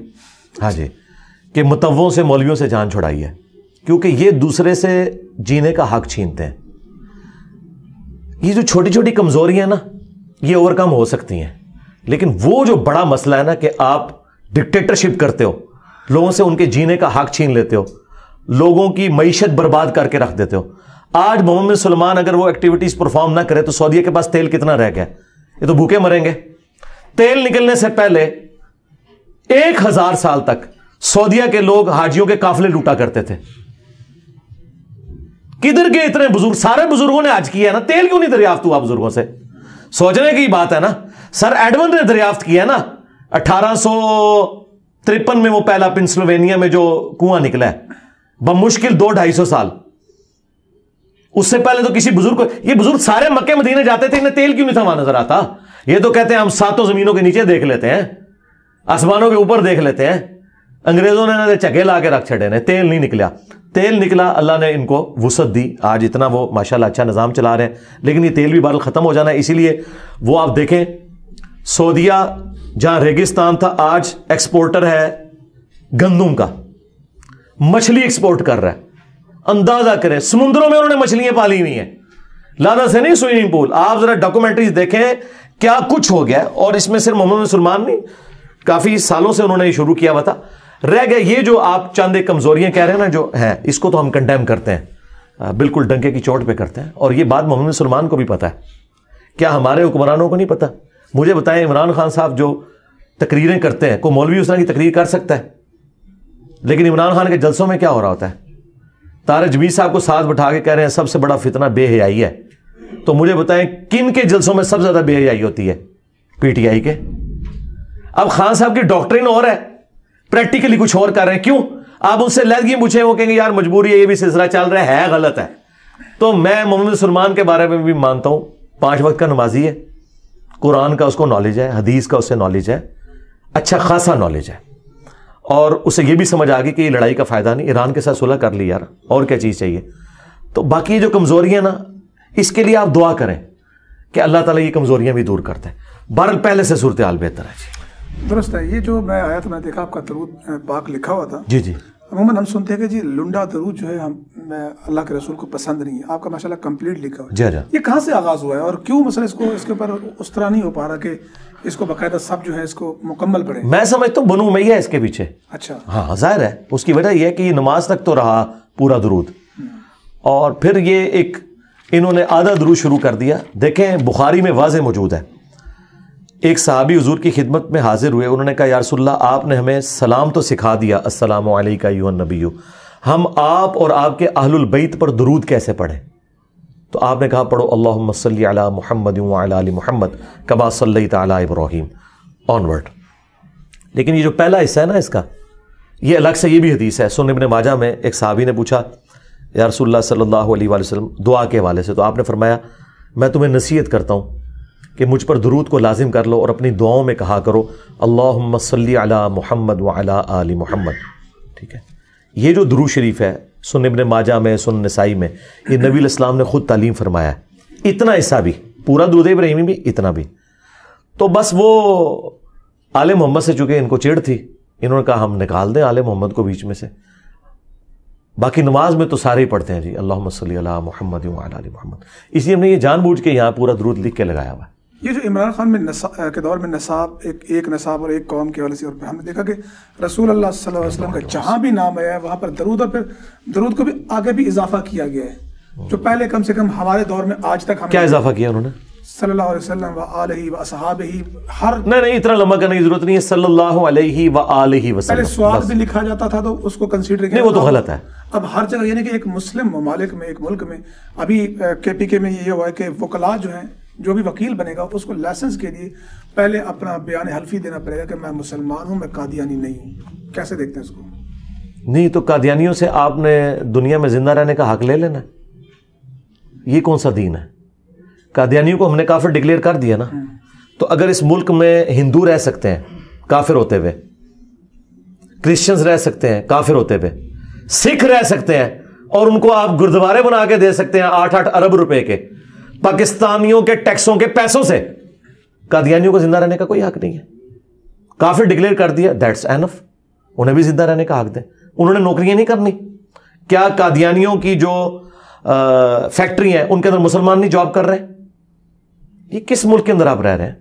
کیا پاکستان کے جھنڈے میں وائٹ جو پورشن ہے وہ کافروں کے لیے نہیں ہے؟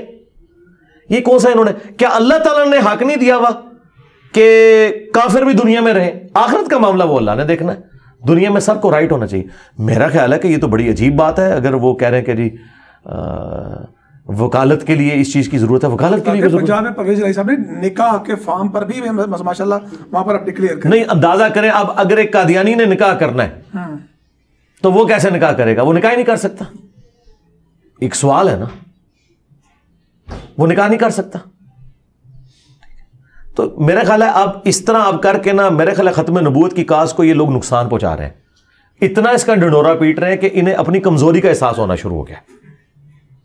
خوف کیا ویسے؟ خوف جہالت ہے. اور کیا ہے سب سے بڑی اس میں جو ہے نا ان کی فنانس اٹیچ ہے. ختم نبوت کے نام پہ چندہ بہت ملتا ہے, بہت چندہ ملتا ہے. ختم نبوت کو خطرہ ہے. اگر یہ مخلص ہوتے تو چشتی رسول اللہ, اشرف رسول اللہ کے بھی خلاف بولتے ہیں. کبھی دیکھا ہے عالمی مجلس سے ختم نبوت کو میں نے چیلنج دیا ہوا ہے, کبھی بولو اشرف رسول اللہ کے اوپر, نہیں بولیں گے. گاڑیاں انہوں نے اکٹھی کی ہوئی ہیں, چندے انہوں نے اکٹھے کیے ہوئے ہیں. تحریک لبیک کو میں نے کہا میں ٹی ایل پی کو مور لگاؤں گا, میرے لاکھوں سٹوڈنٹ بلکہ ملینز آف سٹوڈنٹ مور لگائیں گے. تم گستاخانہ عبارتوں سے لانے برات کرو اور چشتی رسول اللہ, اشرف رسول اللہ کے اوپر ویڈیوز ریکارڈ کراؤ اور اسے کنڈیم کرو. میں تمہارے ساتھ ہوں. رکاوٹ کیا ہے؟ کیوں ایسا نہیں؟ رکاوٹ اس لیے ہے کہ بھائی اپنے بابے فارغ ہو رہے ہیں نا. ہاں, چشتی رسول اللہ کا یہ تو کہتے ہیں 90 لاکھ نو کلمہ پڑھایا ہے, انہوں کلمہ سے نکل آیا. چشتی رسول اللہ اور محمد رسول اللہ تو نکلے ہی نہیں. پھر اس سے بڑی بات ان کو ماننا پڑے گا انجینئر ہمارا مجدد ہے جس نے بتایا, ساڑھے بزرگوں نے تو پتہ ہی نہیں لگا. یہ وجہ ہے. اچھا, اکثر جتنے بھی لوگ ہم سے بات کرتے ہیں جی یہ جو قادیانی ہے یہ اپنے آپ کو پہلے کافر تسلیم کریں پھر شہری حقوق کی بات کریں, جو آپ بات کر رہے تھے, یہ مطالبہ جائز سمجھتے ہیں آپ؟ مجھے یہ بتائیں, کیا بریلویوں کے کہنے پہ دیوبندیوں نے اپنے آپ کو کافر تسلیم کر لیے؟ بریلوی تو کہتے ہیں وہ کافر ہے, اعلیٰ حضرت نے لکھا ہے کہ اہل حدیث بھی کافر ہے اور یہ بھی کافر ہے. اعلیٰ حضرت کسے کہتے ہیں؟ احکام شریعت احمد صاحب بریلوی صاحب. اچھا, ہاں, انہوں نے لکھا ہے یہ کافر ہے, تو کیا انہوں نے تسلیم کر لیا؟ چھوڑیں, گورنمنٹ کا ایک فیصلہ ہو گیا نا, آئین کو فالو کر رہے ہیں نا وہ. اب وہ دوسرے درجے کیا 10ویں درجے کے شہریوں کی زندگی گزار رہے ہیں. ہمارے ملک میں ہندو, کرسچنز اور سکھ آزادانہ گھوم رہے ہیں, لیکن قادیانیوں کی زندگی جو ہے کتنی مشکل ہوئی ہے. سنگل آؤٹ کیا ہوا نا آپ نے ان کو, تو اس کا فائدہ کیا ہوگا؟ آپ ان کی آنے والی نسلوں کو کیا اسلام میں داخل کر سکیں گے؟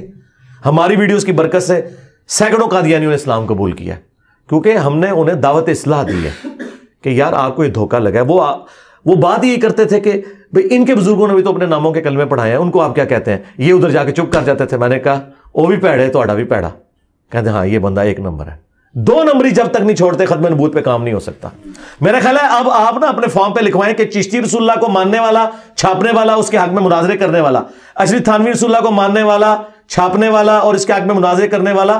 اب یہ نہیں ہے تب ان کا نکاح ہو, ان کے ساتھ یہ ہونا چاہیے. اور میں ان کو کہہ رہا ہوں اللہ کا شکر ادا کرو کہ 73 میں انجینئر نہیں تھا, ورنہ تہاڈا پتہ بھی کٹ جانا سی نال ہی. خالی قادیانیاں نے نہیں سی فارغ ہونا, تسی بھی فارغ ہونا سی, یا تسی اپنے بابیاں نو اعلان برات کر دینا سی. یہ جو بات پہ فتوے آ جاتے ہیں تکفیر کی اصل بنیاد کیا ہے جس کو ختم کیا جائے تو یہ ملک آگے بڑھ سکتا ہے؟ تکفیر کی بنیاد یہ ہے کہ سب سے پہلے جی مولویوں کو اکٹھا کر کے ویٹیکن سٹی کو بنائے پاکستان کے اندر, اور اس میں ان کو قید کرتے ہیں. اس کے بغیر کوئی چارہ نہیں ہے. یورپ بھی جب تک یرغمال رہا نا مولویوں کے, یعنی اپنے پادریوں کے, اس نے ترقی نہیں کی ہے. ان کو ویٹیکن سٹی میں بٹھائیں, وہاں انٹرنیٹ دے دیں, ان کو ان کی مرضی کی شادیاں کرا دیں, ان کو وہاں پہ V8 لے دیں, اندر گھومتے پھرتے رہیں, پاکستان کو سکون کے ساتھ رہنے دیں. اس کے بغیر کوئی چارہ نہیں ہے.